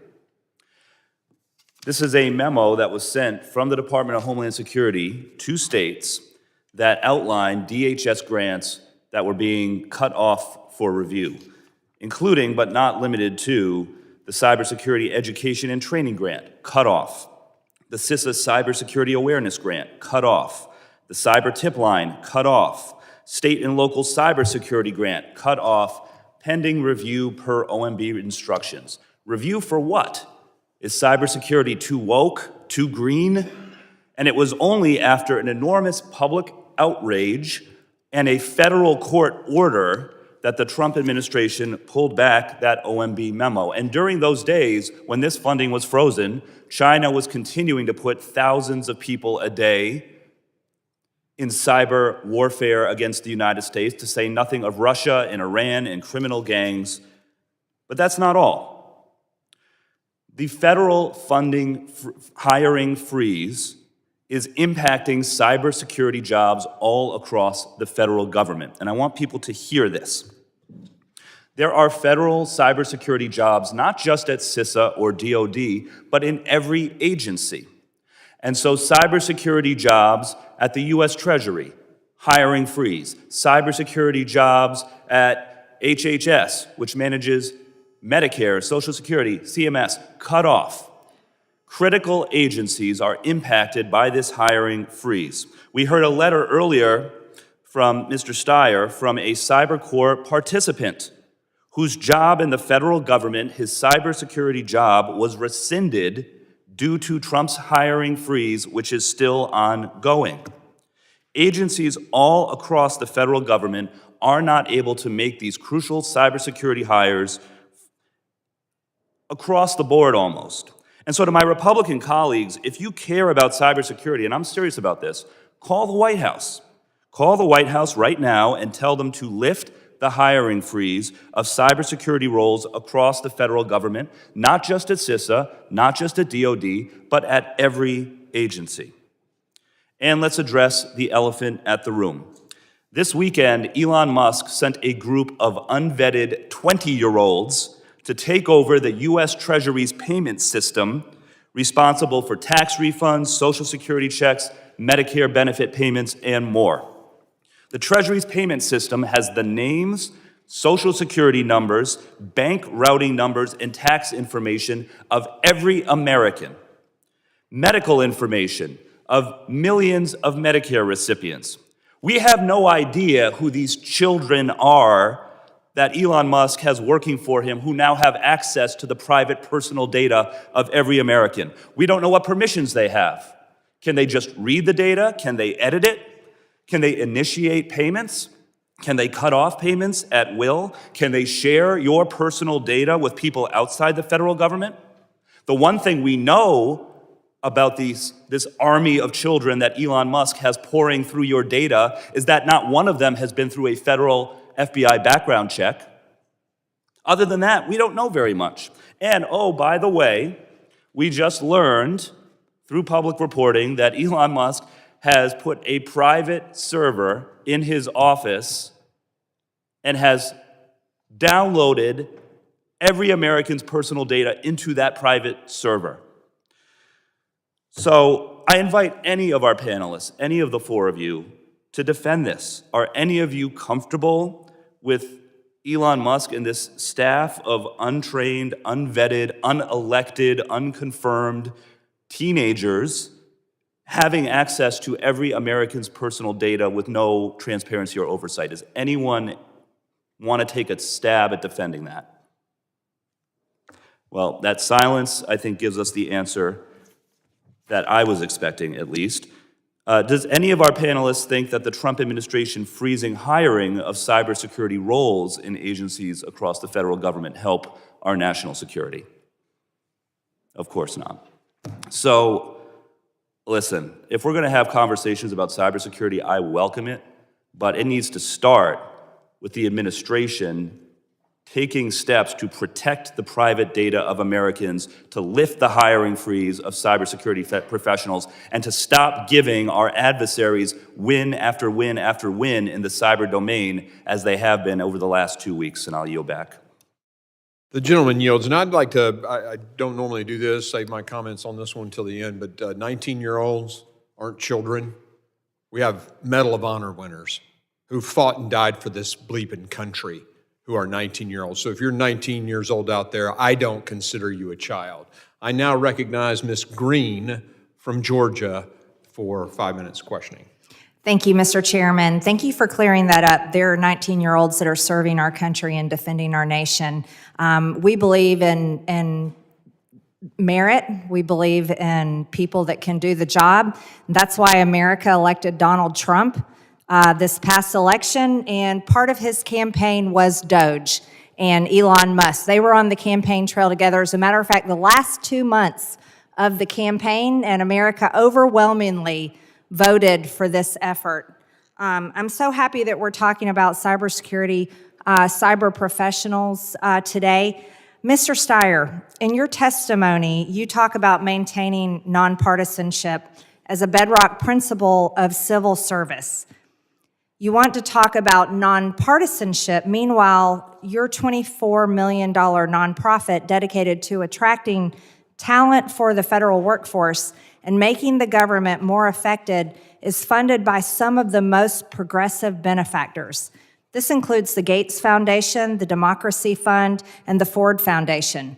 It also hosts galas to honor people like Lisa Monaco and other Biden officials. A goal of your entire organization is essentially de facto job placement to entrench more DEI hires into the federal workforce, the opposite of nonpartisan, apolitical, merit-based civil service. Diversity, equity, inclusion is a huge priority for the partnership as listed on your website. Listed on the website is a framework to integrate the principles of diversity, equity, and inclusion into the partnership's programs, initiatives, and strategies. Since the nonprofit's main initiatives are helping people apply for federal roles and advancing career development in the federal workforce, your nonprofit is aimed at infusing DEI, an inherently partisan practice, into the federal workforce. I worry about this, especially with regards to cybersecurity workforce, who needs high-quality, skill-based positions, such as those serving on Doge. Cybersecurity is extremely important. It shouldn't be about race. It shouldn't be about sexuality. It shouldn't be about identity. In your testimony, you also expressed concerns that President Trump's administration's recent actions and that they will counter democratic principles. Yet your unwritten goal of entrenching more woke employees into the swamp is the opposite of democratic principles. The Trump administration's actions are the embodiment of democratic principles. This is what the American people want. This is what they voted for. The American people overwhelmingly voted for President Trump in a decisive landslide victory to reform how our government operates. Most importantly, how the federal workforce operates. The mission of your partnership is building a better government and stronger democracy. Building a stronger democracy is allowing the will of the people to take effect, not actively working to oppose it. There have been multiple reports that you were in communication with the officials at the Biden administration prior to President Trump taking office. Is that true? We run the Center for Presidential Transition, so we've helped the Trump campaign when they were trying to set up their transition operation in 2016. We've helped every administration set up right, both Republican and Democratic. Yes, we've been in contact with the Biden administration. We've had an open door to everybody. If you would like to have the facts, I can provide those to you, but let me know, because the reality is we do honor civil servants, not political appointees.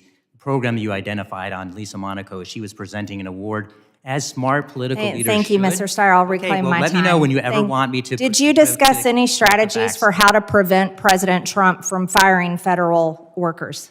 I'm sorry, in what Did context? you discuss any strategies for how to prevent President Trump from firing federal workers? In what context? I do not think that it's a good idea to offer the entire workforce non-strategically an opportunity to resign and to press them to do so, because you're going to lose cybersecurity professionals that you don't want to lose. If you want DEI professionals?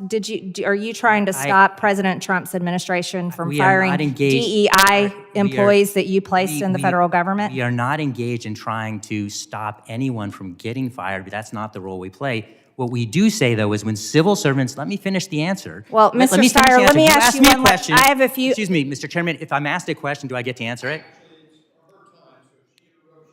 Okay, then go ahead. I'd like to reclaim my time. Thank you, Mr. Steyer. Thank you. Does your organization receive taxpayer dollars? Thanks.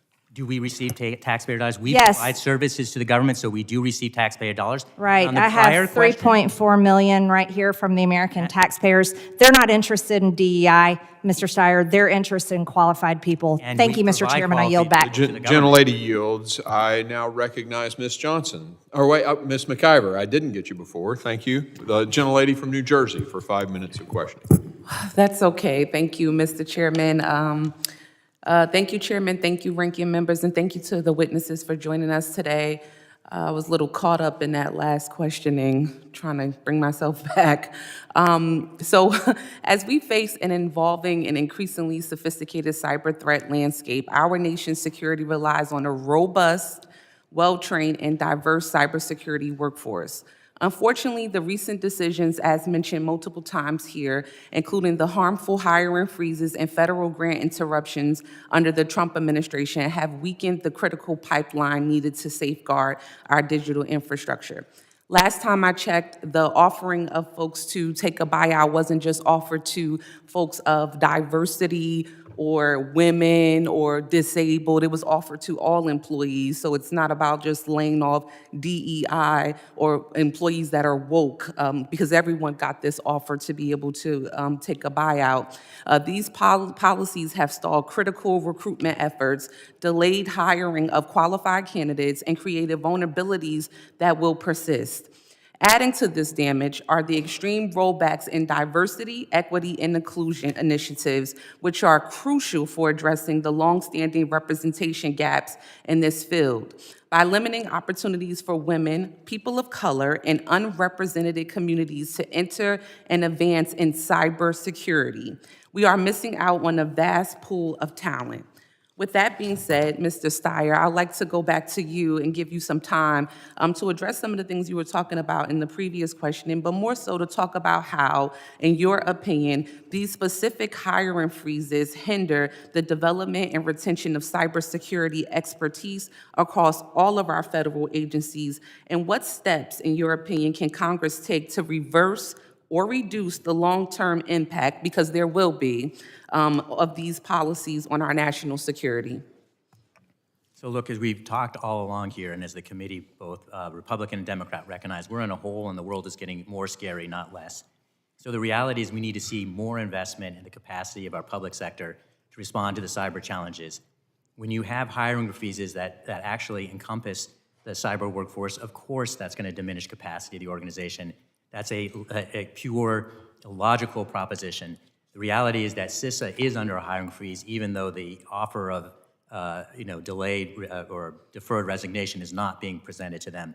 So it is harming CISA, but more importantly, it's harming every organization inside the federal government that needs cyber talent in order to protect vital interests of our country. So this is an issue that is not just about the hiring freeze. We have to be thinking about the morale more broadly of the workforce, and that is not good. Yeah. And in terms of responding, like I just want to say that, I'm invited to testify here. I'm trying to offer the best information I possibly can to this committee. And honestly, I'd like to be treated with respect, and I don't think I was. Thank you. Thank you for that. And I'm sorry that you were not able to experience that. I think as human beings and as just grown-ups, where we're supposed to be, we should be able to treat each other with respect and be respectful and allow you the time. That's why I wanted to give you time to talk about that. And I'm thankful for your organization and the work that they're doing, and not, I know it's very hard being in this type of, situation and addressing some of the things where people want you to be anti-people of color, anti-women, against people with disabilities. But at the end of the day, I commend you for everything that you're doing, and know that the day will be better after this hearing. So with that, I yield back my time. Thank you. The gentlelady yields. I now recognize the chairman of the committee on, subcommittee on cyber, the gentleman from New York, Mr. Garbarino. Thank you, Mr. Chairman. Thank you very much for having this hearing, and very excited to support the Pivot Act. I know you read a couple names off of co-sponsors. I guess we didn't put our paperwork in, but we are going to be filing that right away. So we're going to be happy glad to have you on the bill. Co-sponsor. So I'm sorry we didn't get that in soon enough. That was our fault. But thank you all for the witnesses for being here today. Mr. Rashad, which one is it? Rashad, wonderful. Thank you. I wanted to focus, in your testimony, you identified early educational engagement is essential not only to growing the cyber workforce, but also making students and families aware that these careers exist to begin with. Last year, I led the DHS Cybersecurity Internship Program Act with Congresswoman Clark, and we were very proud of that bill. How do you think we can look to improve outreach to draw students and the public at large to these opportunities in cybersecurity? I think we need to start as young as we possibly can. I know when we started our efforts in providing K-12 education and curriculum, we didn't think we'd be able to start as young as we could, and we had teachers come to us and say that we could provide cybersecurity awareness training at kindergarten. That really surprised us, but it's been incredibly effective. So I think there's a long game here where we really have to focus at that young of an age, so that truly when kids are coming home and talking about becoming doctors, lawyers, engineers, they're also talking about becoming cybersecurity superheroes. So when you talk about kindergarten, what kind of, what's happening at kindergarten to get students in? So we're providing lesson plans to teachers so that we're not adding additional lessons, but we're taking existing lessons that teachers are providing and adding cybersecurity aspects into it. So basically, helping kids understand, what might be a threat, just opening their eyes. Would it be helpful, you think, if CISA validated cybersecurity curricula for K through 12? I think our main focus right now is developing that curriculum by teachers for teachers, and that's been our approach. Does CISA have a role in helping develop that curriculum? I think there definitely could be a role for sure, yes.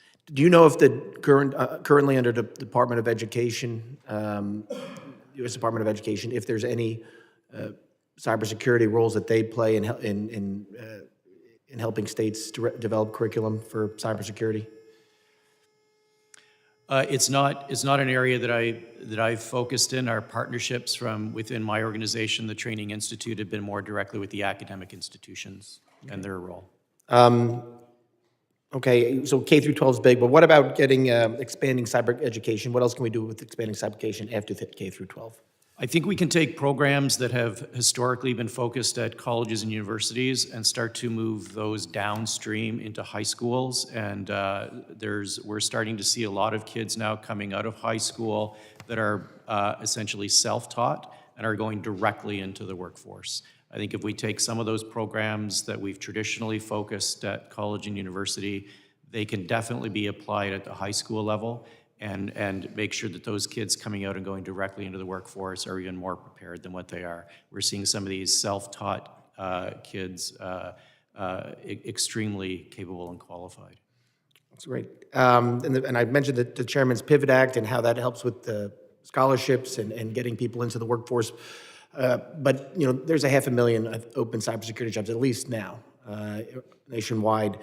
What can we do to get people into is there training programs, is there certification programs that people can start now, that they don't have to wait to do 2 years in college? Because that's necessary, but is there something to get people in the workforce now? Absolutely. And again, I think this is we see this again with kids coming out of high school directly into the workforce, a lot of self-training going on, a lot of corporate entities such as Fortinet, we're making our training and certification freely available so that kids either coming out of a degree program or coming directly out of high school can access that training with minimal barriers and in some cases no barriers at all. Thank you very much. Dr. Russo-Mano, you talked about in your testimony about the challenges colleges face in aligning education and workforce needs. Coming from higher education, how can we promote skills-based training and modernize degree programs to address this gap? Well, thank you for that question. As part of our Polytechnic initiative at the University of Memphis, we also have benefit of having our own independent school district. We have a pre-K through 12 independent school district associated with the university. So we're working very hard on expanding our dual enrollment, focusing on cybersecurity, applied AI, and advanced manufacturing. There's a lot of technology that goes into advanced manufacturing that many students are not aware of. The advanced robotics, the sensors, the cybersecurity, the AI. So trying to get that penetration into the high schools through dual enrollment is part of a focus for us at the Polytechnic initiative at the University of Memphis. Hope to partner with others. Thank you, Chairman. I yield back. Gentleman yields. I now recognize the gentleman from New York, our nation's our financial center, our greatest financial center. Obviously very concerned about cyber. Mr. Goldman, for 5 minutes questioning. Yes, Mr. Chairman, thank you very much. And I agree, those in New York City and around the country are very concerned about cyber. We must be operating in la-la land here, having a hearing on preparing the pipeline, examining the state of America's cyber workforce, where we have 3 academics who have been brought in by the majority to talk about the education and training that we need for more cybersecurity employees, while at the same time, the president and his unelected billionaire master are gutting every single executive branch agency. What's the point of having a pipeline with education if you're taking away all of the jobs? If you're sending unvetted teenagers with no security clearance into our various executive branch agencies, allowing them to hack and slash into the government payment systems, the government portals, the government databases, without any regard to cybersecurity, putting them on private servers. And quite obviously, to anyone, whether you're an expert on cybersecurity or not, you understand how that jeopardizes the security of every single American's personal identification information. It provides an opportunity for China, who just executed the largest cybersecurity breach of the federal government ever a couple months ago, to have access to private servers that are so clearly easier to hack into, and we have no idea whether these people have security clearances, whether they got their security clearances because Donald Trump passed an executive order saying that he can just bestow security clearances on anyone for 6 months.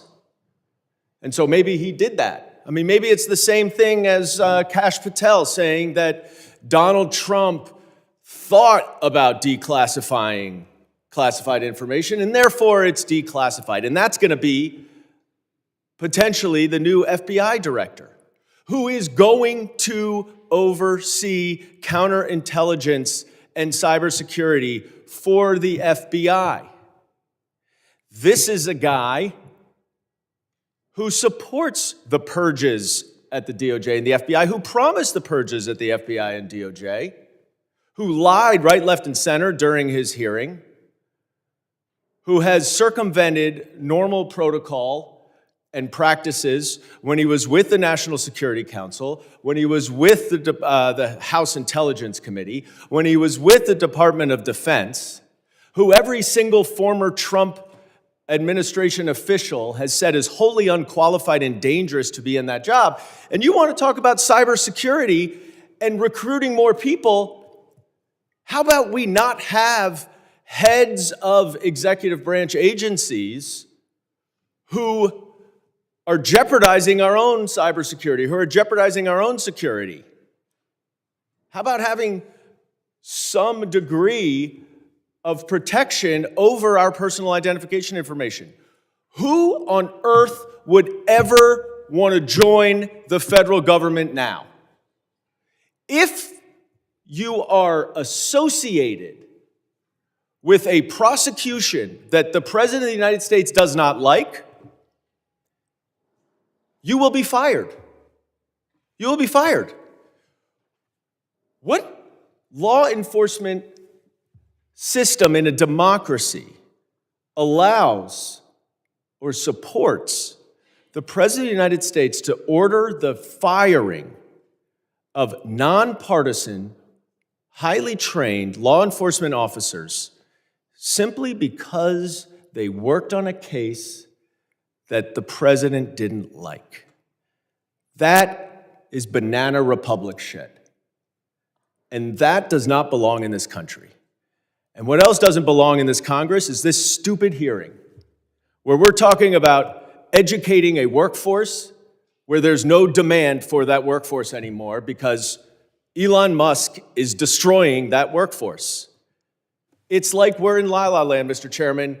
You're pretending as if reality is not happening down the street, and we need more education for cybersecurity. This is a joke. And I hope, at least, Mr. Chairman, if you're going to have hearings on cybersecurity... Gentleman's time has expired. I now recognize Mr. Ogles for 5 minutes of questioning. I want to thank you, Mr. Chairman, and thank you to the witnesses, a couple of fellow Tennesseans there. Mr. Jones, you know, you represent Middle Tennessee Electric, who actually services part of my district. But before we get to that, I do want to piggyback on something that you said, Mr. Chairman. One of our colleagues had somewhat of a disparaging remark about 20-year-olds. And so as we look to bad actors, whether it's nation states or criminal activity, the development of applications such as TikTok, which have a backdoor, the capability of assimilating data, new technologies such as DeepSeek. You know, we know that there's a gap. We have 500,000 openings in the cyberspace. That, by the way, that's the equivalent to our standing United States Army currently. And so the future is 16, 17, 18-year-olds, the future workforce. And when I say future workforce, I'm just talking about a year or two from now. The workforce of today that we need to engage are those 18, 19, and 20-year-olds, right? That's how we fill this gap. And so to someone to have some disparaging remarks about an age range that is literally critical to backfilling this need is really naive and reckless, I would say, Mr. Chairman, but on point. Mr. Jones, again, and to all of you for being here. You know, obviously recruitment is a problem. You've got the urban versus rural competitiveness, right? You've got private versus government. But the reality of this space we're in is that we have 500,000 jobs that need to be filled. So, Mr. Jones, what can be done to better equip and, quite frankly, leverage the workforce of today as we fill the pipeline with those 16, 17 to 20-year-olds? Mr. Jones. Yeah, no, Congressman, thank you. So, you know, I'll point to the Pivot Act first. Again, I think that's so fundamentally important, and we're appreciative of what is happening with regard to that. So that's an important part of it. As far as the work with electric cooperatives, we are really good at collaborating together. And by extension, we are seeking to collaborate with educational institutions at the local level. So I think that's important too. We can provide, for example, mentorships for people. And again, the challenge is not quite the same, as you are aware, for Middle Tennessee Electric as it may be for many other electric co-ops in more rural areas with a few less economies of scale. So the challenge is different from place to place. But I believe that our network, our association of cooperatives stands ready to provide something like you're describing too with regard to mentorships, but particularly with regard to engagement with educational institutions in our communities. Well, and I want to focus on that for just a moment. So your industry, your space, there's collaboration amongst the cooperatives. You're working to fill your needs in your industry. I think so. There's the solution here. The scariest phrase in the English language from Reagan. He said that I'm from the government. I'm here to help. And so part of the solution is obviously what the chairman is bringing forward, the Pivot Act. It's industry working together to educate, work with those educational institutions. So as we move forward, it's us working together to identify the needs. And so this is economic in nature, right? For local communities, for our greater national economy. But obviously the battlefield of the future is cyber. And otherwise benign industries or spaces such as the electric cooperatives, such as hospital systems. We see China and bad actors and nation states wanting that information, wanting to see if there's a capability to weaponize that against the American people. So to play games and to talk about nonsense, while this is an important topic that we have to have, as we see advances from other countries and nations as they recognize the need for this and to enhance capabilities, it's really frustrating. So I thank you for what you're doing in your space. Mr. Jones, you touched on human behavior in your testimony.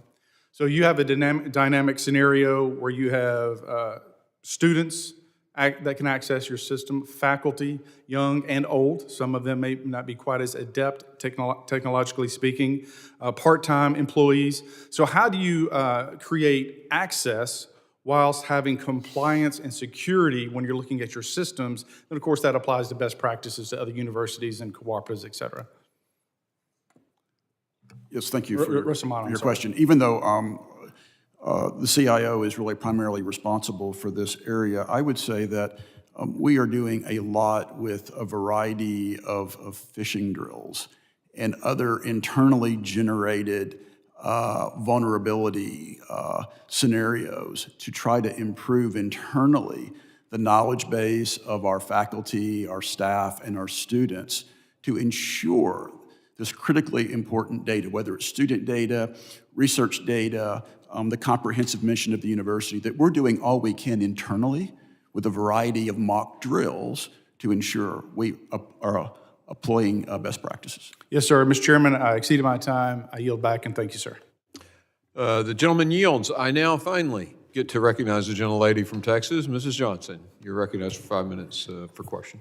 Thank you, Mr. Chairman. I just want to say it's an honor to be on the committee.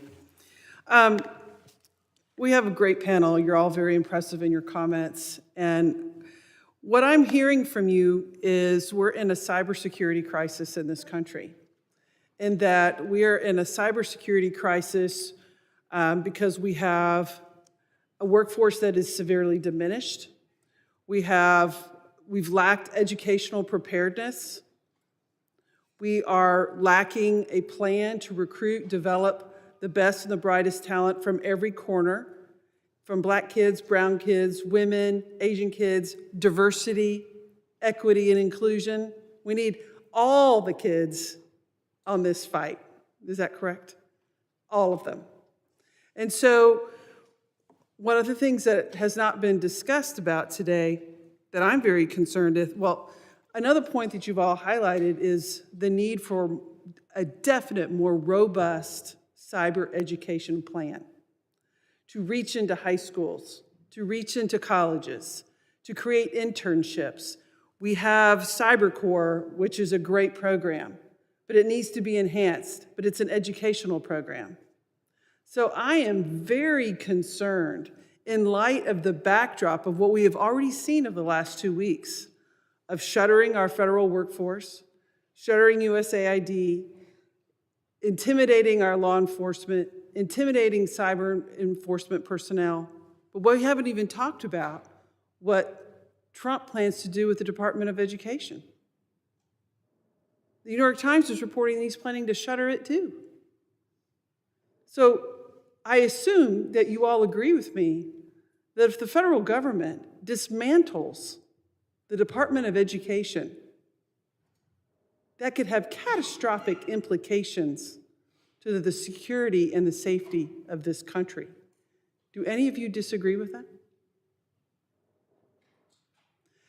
You know, I think that is really important for the American people to realize that this is not politics, this isn't theater, this is the foundational premises of our security. And Mr. Jones, I want to ask you a question. I'm a Texas Democrat. I have a grid in our state that's messed up, that has failed. And I lived through a situation where our grid failed for 10 days and hundreds of people died and businesses suffered mightily and people suffered mightily. As rural electric co-op, you provide critical infrastructure to millions of people in this country. You provide power. Hopefully you'll provide broadband. But opportunity, which I believe is a critical infrastructure as well. But how devastating would it be to your co-ops for a cyber attack to shut down your grid? Well, it's something we think about a lot. And I recall, of course, the situation you're describing from 3 winters ago, I believe it was, in Texas. And of course, that was, many things went into that. Not a cybersecurity incident, but that wasn't your point. But I mean, it's, we want to keep the lights on. That's why we're here for. Our members depend on us. And so this subject is so important for us for that reason. So we're putting in place as best we can resources, processes, technology to make sure that we are doing our part. But this is bigger than us, and so that's why we're here too. So we welcome this conversation. Right, I welcome this hearing, Mr.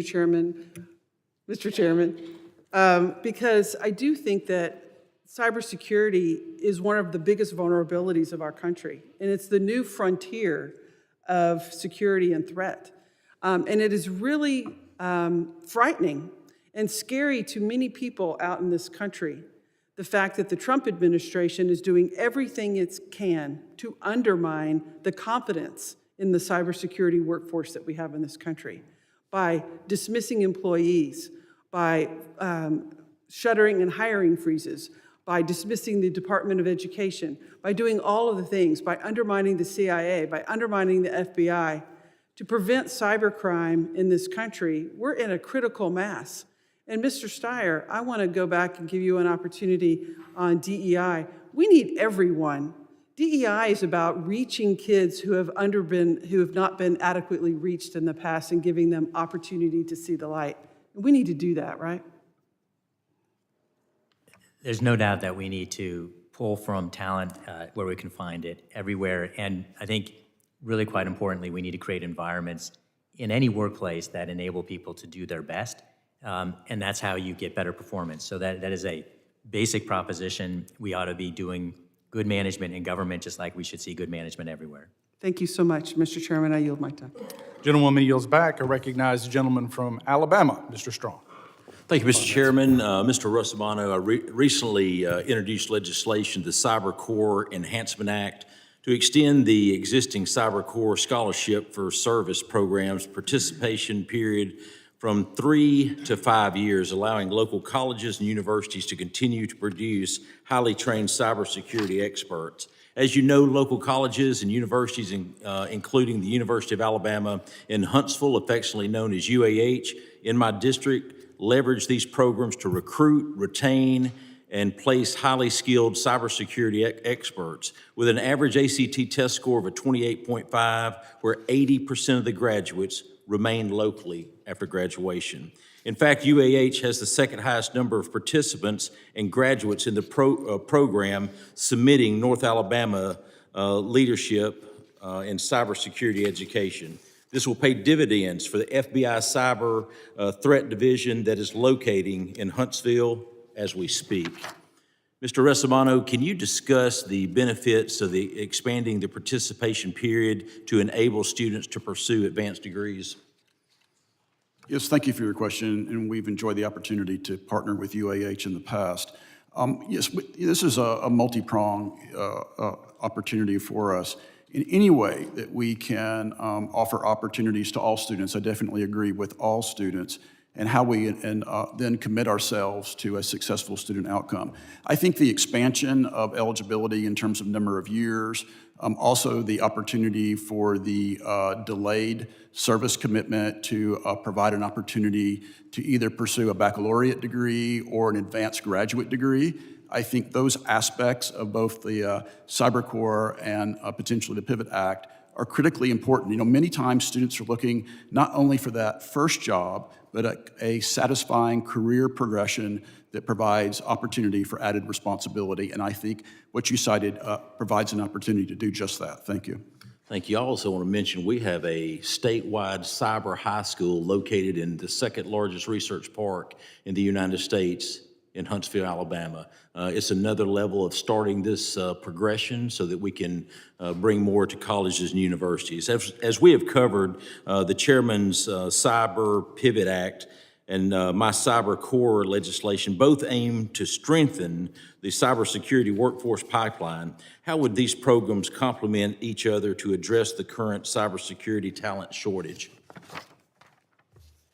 In my opening remarks, I talked some about some of the challenges around transfer articulation. So I think we have some opportunities to improve smooth pathways for advancement. So if you look at technical schools, community colleges, there are some challenges in getting the knowledge and skills and abilities acquired through those programs to matriculate to four-year universities. So that's an opportunity for improvement for us.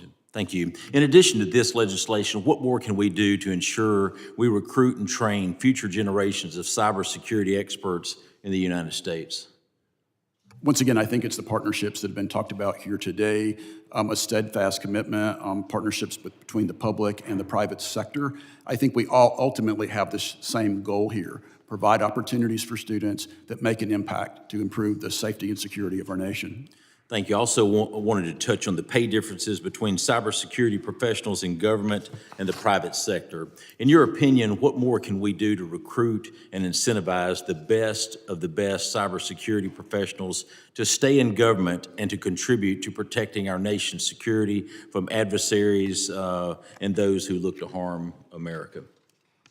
Once again, I think that opportunity for pursuing continued education while a civil servant is critically important, whether that's a baccalaureate degree, a master's degree, even a PhD. Having those opportunities within the government, I think, would be very attractive in terms of retention. Thank you. Mr. Jones, first I want to commend you. I'm very familiar with your power system. We've evaluated Winchester in that area and has been very beneficial years ago when I was the county commission chairman in Huntsville, Alabama. The energy sector has been described as an enabling function for all critical infrastructure sectors, making it one of the most vital and one of the most targeted. Knowing this, it is of no surprise that the energy sector was targeted by Volt Typhoon.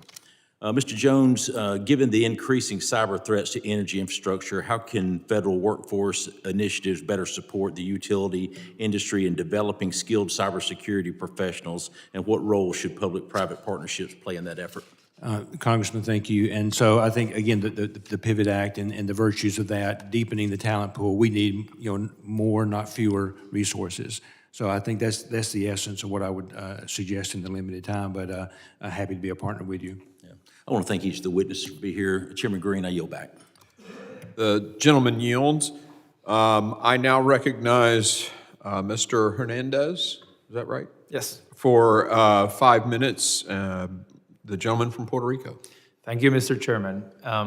When we talk about DEI, we tend to focus on an ideological or a partisan perspective, but I am more concerned about the practical consequences that anti-DEI policies can have on U.S. citizens, on the U.S. mainland, and on what concerns me the most, which is Puerto Rico, the Commonwealth of Puerto Rico, which I represent here in Congress. Puerto Rico has officially 2 languages, but in practice, we all speak Spanish in our everyday lives. And unfortunately, in my opinion, a significant majority of Puerto Ricans do not speak English, even in government, among government employees. Which brings me to the following. We have a history of cyber attacks in the island against the Puerto Rico government, where we have had the collaboration of the US federal government in addressing these cyber attacks. In light of the anti-DEI agenda, Mr. Steyer, how do you see the impact of this agenda in Puerto Rico, given that the government operates predominantly in Spanish? I'm sorry that I don't think I can really speak directly to the impact on Puerto Rico with any expertise. I would. Well, then sorry, I'll broaden the question. Having a diverse federal workforce helps the federal government collaborate. Let's assume diverse means Spanish-speaking or familiar with Hispanic cultures. Will enable them to work more effectively with a Spanish-speaking government official. Do you see that having any potential consequences in cybersecurity efforts and partnerships?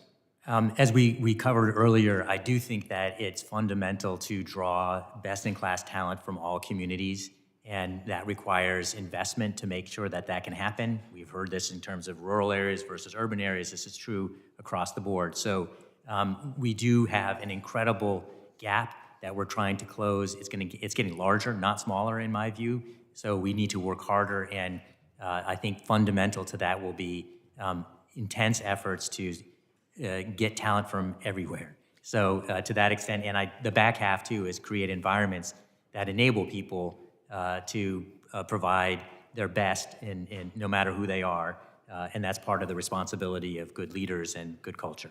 And would you agree that beyond any ideological or partisan concern, it can just be simply practical to have a diverse workforce? 100%. Look, I think that this is the focus that I'm trying to stay on, is the practicality here.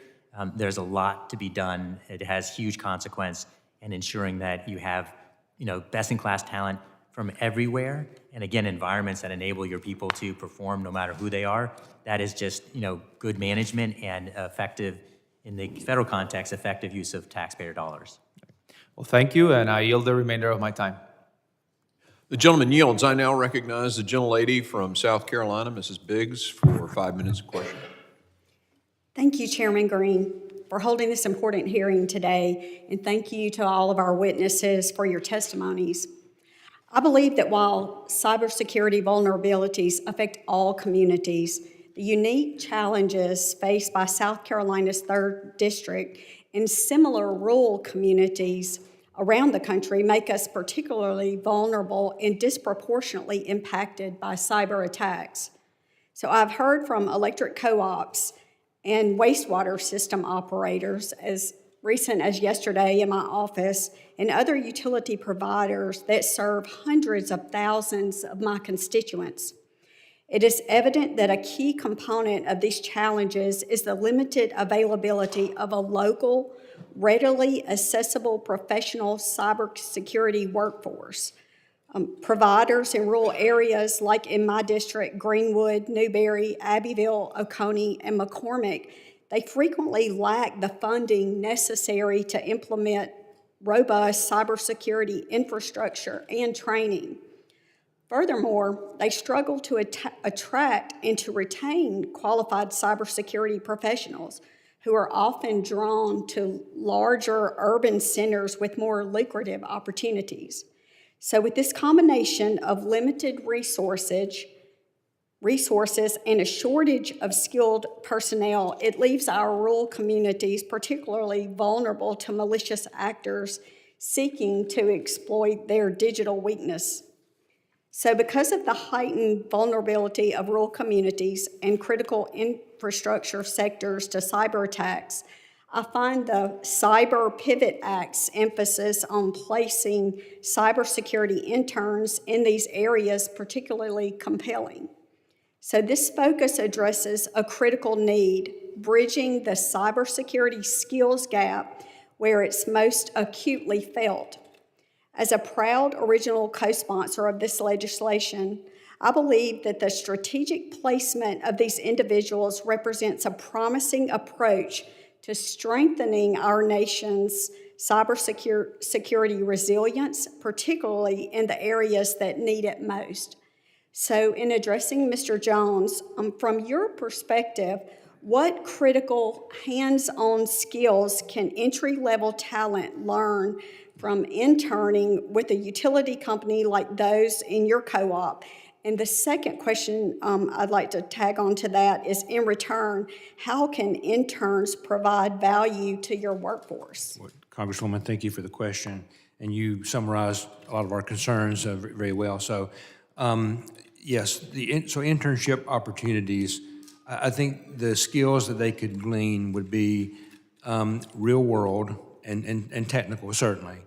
But something that speaks to the latter, to your second question, I should say, in addition to that, is that we tend to be able to, when we expose people to what an electric co-op is and the virtues of service, again, we're good jobs in rural areas. If we expose them to what we do, we are able to show them about who we are.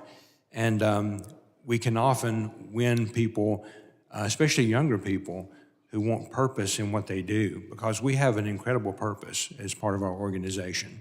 So I think that those internship programs will provide well-rounded opportunities for them, but allow us to expose, who we are.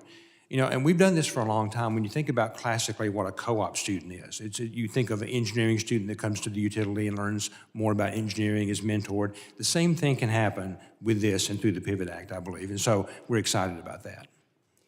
So have you found that keeping those individuals, what would be your perspective on that, retaining good quality? So in terms of trying to retain those individuals, again, I think that there's something to be said for the virtue of our mission and purpose. But understanding what the market is demanding from the standpoint of salary and benefits, we have to do our best to get those right, and that's a challenge that we have. So we look to any suggestions that others have in that regard, but it's something that we're working very hard to do. And again, we collaborate so well within the cooperative community. These are conversations we're having routinely. Today at MTE, we're having a meeting with a number of TVA electric cooperatives and municipal systems talking about this very issue too. So it's something we're serious about, but it's a bigger issue than we are. So we're happy to have conversations and get advice from others. Thank you so much. And my time's up, so I yield back. The gentlelady yields. I now recognize the gentleman from Texas, Mr. Turner. Appreciate you. And fire away, 5 minutes. Thank you, Mr. Chairman. I think we can all agree, regardless of whether we're Democrats or Republicans, that the cybersecurity threats are increasing, that we're in a major crisis that we need to address. I think we can all agree on that. I will tell you that over the last few days, I have gotten a number of calls from people in Houston, and as a former mayor of Houston, concerned about the payment system, their Social Security information, medical information, tax information. Will you agree with me that when you're sending this information from various sources, it's important to have the right checks in place to make sure that you don't make us more vulnerable to these cyber attacks? Is that important, a consideration that you're taking place? And so that's what I'm hearing from people. As we talk about cybersecurity, we're talking about it today, they know it's getting worse, and they are concerned who has my information, and Congressman Turner, is it secure? And I'm having a hard time explaining that to them. Another point that I want to ask, it is important, will you agree, that we train the existing workforce within the federal government throughout the entire federal system. That's important. And I do think it's important to do everything we can to make sure that that training occurs. But Mr. Rustamani, you made a comment that said young people need to see themselves in these fields. And then, Mr. Rosato, you said we need to break down the barriers of training. And would there have been 500,000 people short in this area in the United States? We agree that we need to be very intentional in recruiting, training, bringing people into this space. And it shouldn't be where, for example, you mentioned K through 12, colleges and universities, community colleges, technical schools, but that also include historically Black colleges and universities as well, in terms of reaching out to them and bringing them into this space. Would you agree? And I think you all also agree that you could be Black, white, or brown. You could be from urban America or rural America. Your qualifications are not diminished by who you look like or geographically where you come from. But rather, I would argue, the entire conversation of protecting us in the future is strengthened when we have people coming from all sectors of America. Any disagreement on that? So when people argue that if you're diverse, I'm an African American, and I go through the training, I go to your schools, I'm educated, I'm prepared, and if I am in this space, it doesn't mean that I'm incompetent. It doesn't mean that I'm unqualified. Quite frankly, those arguments help to discourage people from moving into these spaces. Would you agree with that? Any disagreement on that? And that's why I am concerned with this conversation about diversity, equity, and inclusion. What I have found in my lifetime is that it's important to have people coming from all walks of life, which strengthens our organization. It doesn't diminish them. It strengthens our organizations. So, Mr. Rosamani, since you made the point that it's important for people to see themselves in these fields, could you elaborate on that for me? Well, Congressman, thank you so much for your comments, and I agree with you. We need to embrace everyone from all walks of life, all backgrounds. At the University of Memphis, we're particularly proud of our very diverse student body, significant African-American population.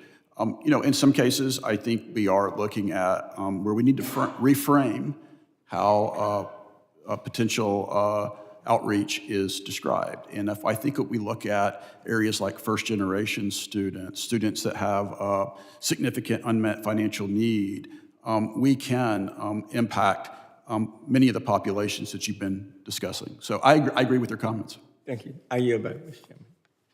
Gentleman yields. I now recognize Mr. Knott for 5 minutes, the gentleman from North Carolina for his 5 minutes. Thank you, Mr. Chairman. I'll start with you, Dr. Rosamano.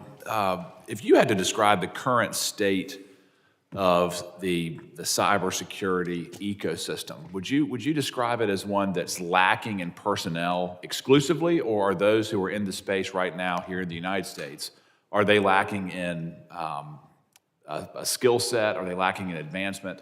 Are we being outpaced on that front as well? Thank you for your question. I think, frankly, it's a combination of both, although the data is very compelling regarding the need to grow our workforce. I think that data is very clear. However, if you look at certain circumstances where industry in particular is going after mid and advanced level cybersecurity professionals, that also speaks to a gap in terms of the knowledge and abilities of our workforce. Okay.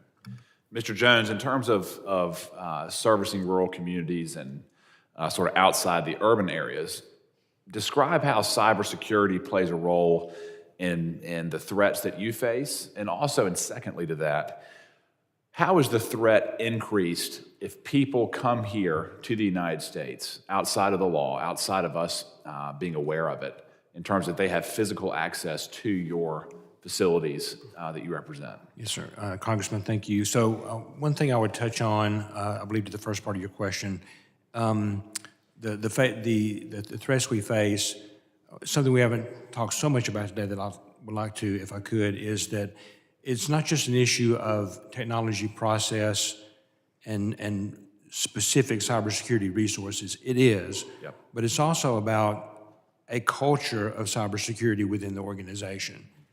Because, and my colleagues would know better than I probably, but as far as most of the incidents we see, they're intrusions that have resulted from an email lapse of some kind. Someone clicks on the wrong thing. So making sure that our employees, we have a culture of safety, we have to have a culture of cybersecurity awareness as well. Right. And making sure that we're facilitating that throughout the organization is very important. Right. But protecting your facilities physically is also important for cybersecurity as well. They're not all overseas, correct? If we have cybersecurity criminals that are here illegally in this country, that adds a layer of vulnerability to the systems Yes, that sir. represent. That's right. That's great. And we're watching that as well. That's the other component to it. I would say, if I could speculate, with regard to the risks, cybersecurity is one that we're keenly concerned about. We're most concerned about, but the physical pieces as well. We have to have, again, equipment, processes, people in place to safeguard against that potential as well. It's very real. Yep. Now, Mr. Steyer, it's Steyer, correct? Great. Just briefly, one thing that is upsetting in this job is the speaking with broad brushes, and that's unfortunate for our dialogue. I think specificity is the best way forward. And as a former federal employee, I was a federal prosecutor. I'm somewhat troubled by the dialogue, and obviously it's inhibited by time. But to say that all civil servants are uniformly described as excellent in their craft, eager to better themselves while they're employed, proficient in serving the taxpayers above all else, or highly focused and patriotic in the execution of their duties, that is certainly true for some. As a prosecutor, I worked with agents at just about every agency. We had great agents, and we had some that were there that you don't know what they did all day. Yep. And part of maintaining efficiency and effectiveness, I think you would admit and agree with me, not admit, I'm not trying to extract it, but yes, is figuring out efficient. I agree, 100%. Yes, yes, but figuring out ways to constructively remove those who are not motivated. 100%. And one of the frustrations I had in the federal workforce is when there were people who were partners or people you had to work with in other agencies, firing just was not an option, or removing them. And if you did cross that threshold, immediate litigation and burdensome countersuits would have been implemented. So given the threat of cybersecurity and the need to maintain a professional, efficient, and effective workforce, how can we better extract those who are not focused? 100%. And I entirely agree with you. Like all workforces, they're better and worse. And I think that the federal government more broadly has not had effective focus on these kinds of management issues. So there are some system changes that ought to take place. It's too complicated to actually fire people. You have to decide depending on what the issue is, where you go. That could actually be streamlined in a very profound way. The thing that would change it the most would be actually to get managers better trained on doing the performance evaluation that you're describing, and to have leaders that actually support their management to get rid of the poor performers. Because right now it's easier to ignore the problem than to address the problem. So the rules can improve things, but it ultimately is a management responsibility, and that focus is by and large not there. Okay, all right. Mr. Chairman, I'm over, I yield back. Yep, the gentleman's time has expired. I now recognize the ranking member for his closing statement. Thank you, Mr. Chairman. First, let me thank our witnesses. Thank you for being here for a little while. But it's still shorter than most hearings, so there are some benefits. Mr. Chair, I ask unanimous consent for the record to be included the following documents. An article in cybersecurity entitled "Cybersecurity Government Experts Are Aghast at Security Failures at DOGE Takeover." A copy of a letter committee Democrats have sent to OPM regarding the impact of the hiring freeze on federal cyber workforce. A copy of the letter committee Democrats have sent OMB on security threats DOGE poses to federal networks. Without objection, so ordered. I also want to thank, again, our witnesses for coming and testifying today and sharing their expertise. I was long years ago, an instructor, and those of you who are in education, you have my heartfelt support and sympathy for the talent and challenges you have. It's indeed a challenge. I have rural electric co-ops in my district, and one of the things this government committed to was having electricity to every house in America, and it could not have been accomplished had it not been for rural electric co-ops. So I thank you for that work. And but I also know that all of you take this topic of cybersecurity very seriously. But I'm sorry for Mr. Steyer for that unjustified treatment that you received from Congressman Green. You're a witness for this committee, and we owe all our witnesses a certain amount of courtesy. You did not deserve what you received, and if not from anybody else, I apologize. We're better than that. We should not antagonize people who we invite into this great institution to offer their expertise.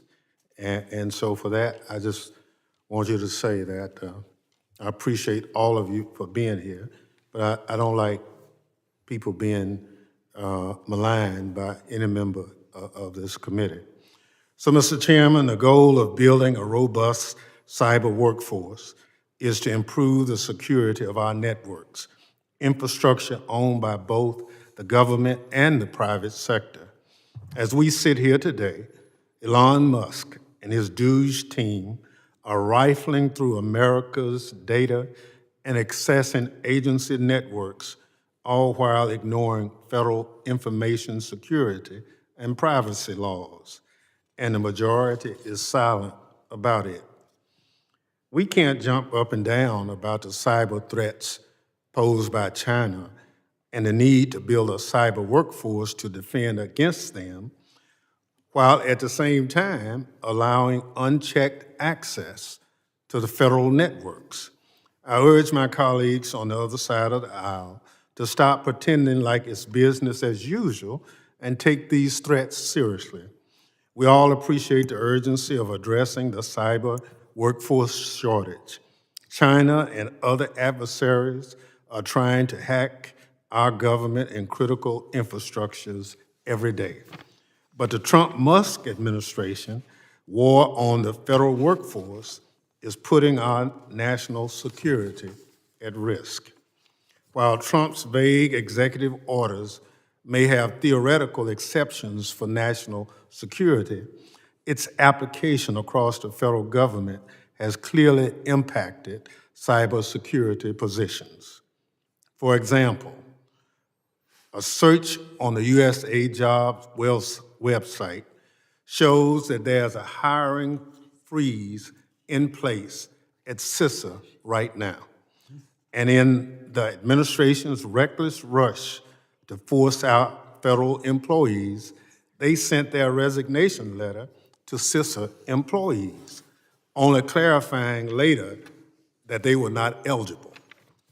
Mr. Steyer's example in his opening statement of a student in the Cyber Corps, scholarships for service demonstrates just how serious the impact these policies have had on people seeking to join the federal cyber workforce.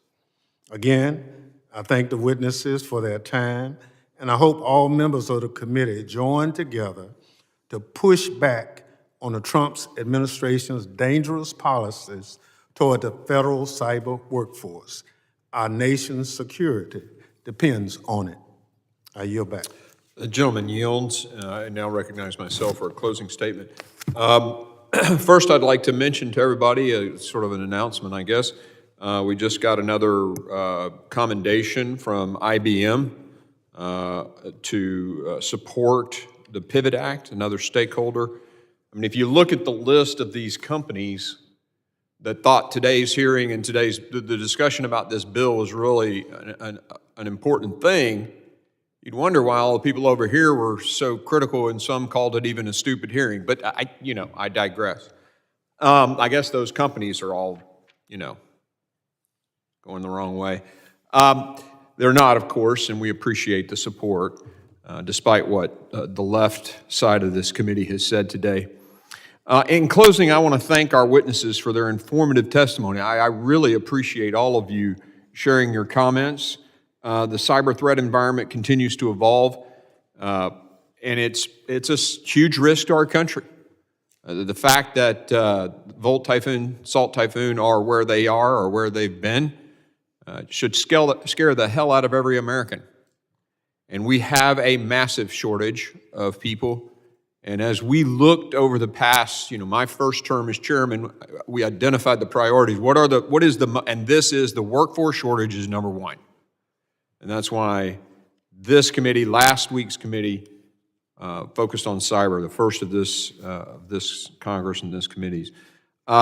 Nation-state actors like China, Russia, Iran routinely target critical networks, businesses in both private and public sectors, and it's vital that we scale the workforce up. I am disappointed that some seem concerned about criticizing efforts to create much-needed efficiency and improvement within the federal government and the actual misallocation of massive taxpayer funds that could have gone to cybersecurity. Today's hearing and the Cyber Pivot Act are focused on leveraging flexible approaches to close talent gaps and improve our cyber workforce using lessons and approaches from the private sector. I think we would all agree that developing our cyber workforce should be much higher priority than spending $25 million to promote green transportation in the country of Georgia, or spending taxpayer dollars teaching journalists in Sri Lanka to avoid using binary gender language, or to take another example, the federal government spending $2 million to promote Moroccan pottery classes, another $2 million to promote tourism in Lebanon, which is under a travel warning from the State Department, all discovered by the very organization that nearly every member of that side of the committee spent today's committee hearing talking about when we're here to talk about, this massive cyber shortage and risk to our country. These are just the tip of the iceberg. Someone told me as I was walking in this morning, we sent $49 million to Guatemala to build a gas station that never got built. Thank God someone's figuring this out. The corruption that's happened, of course they want to jump up and down and say, somebody's not supposed to be here. A guy, by the way, who builds rockets for NASA and has a top secret security clearance. I'll just correct the record on that. When you bring efficiency to government, you invest in the core needs of government. What is a core need of government? Cybersecurity. The enemy has invaded our infrastructure and our telecommunications networks. We need every penny we've got to go toward things like the Pivot Act. Our approach to Cyber Pivot Act has received significant support from the cybersecurity community, trade organizations, businesses. We've talked about this. I look forward to making this bill become law this Congress because our nation needs it. And even the witness from the other side agreed with that. And I'll make a quick comment about when you're in a committee hearing as a witness, the representative owns their time. Mr. Sire, if you were offended, I apologize, but they own their time. And in this committee room and in every committee room, I've seen this happen many times where someone shuts down the witness to say what they want to say. So we gavelled down people in this committee on my side of the aisle when they did cross the line and attack the witnesses, verbally with character. I didn't see that happen today, and so we let that continue. But it is interesting how the politics of this place works and what the rules really are. But I want to catch you after this so I can talk with you in person. I want to again thank the witnesses for being here, the members for their questioning. This hearing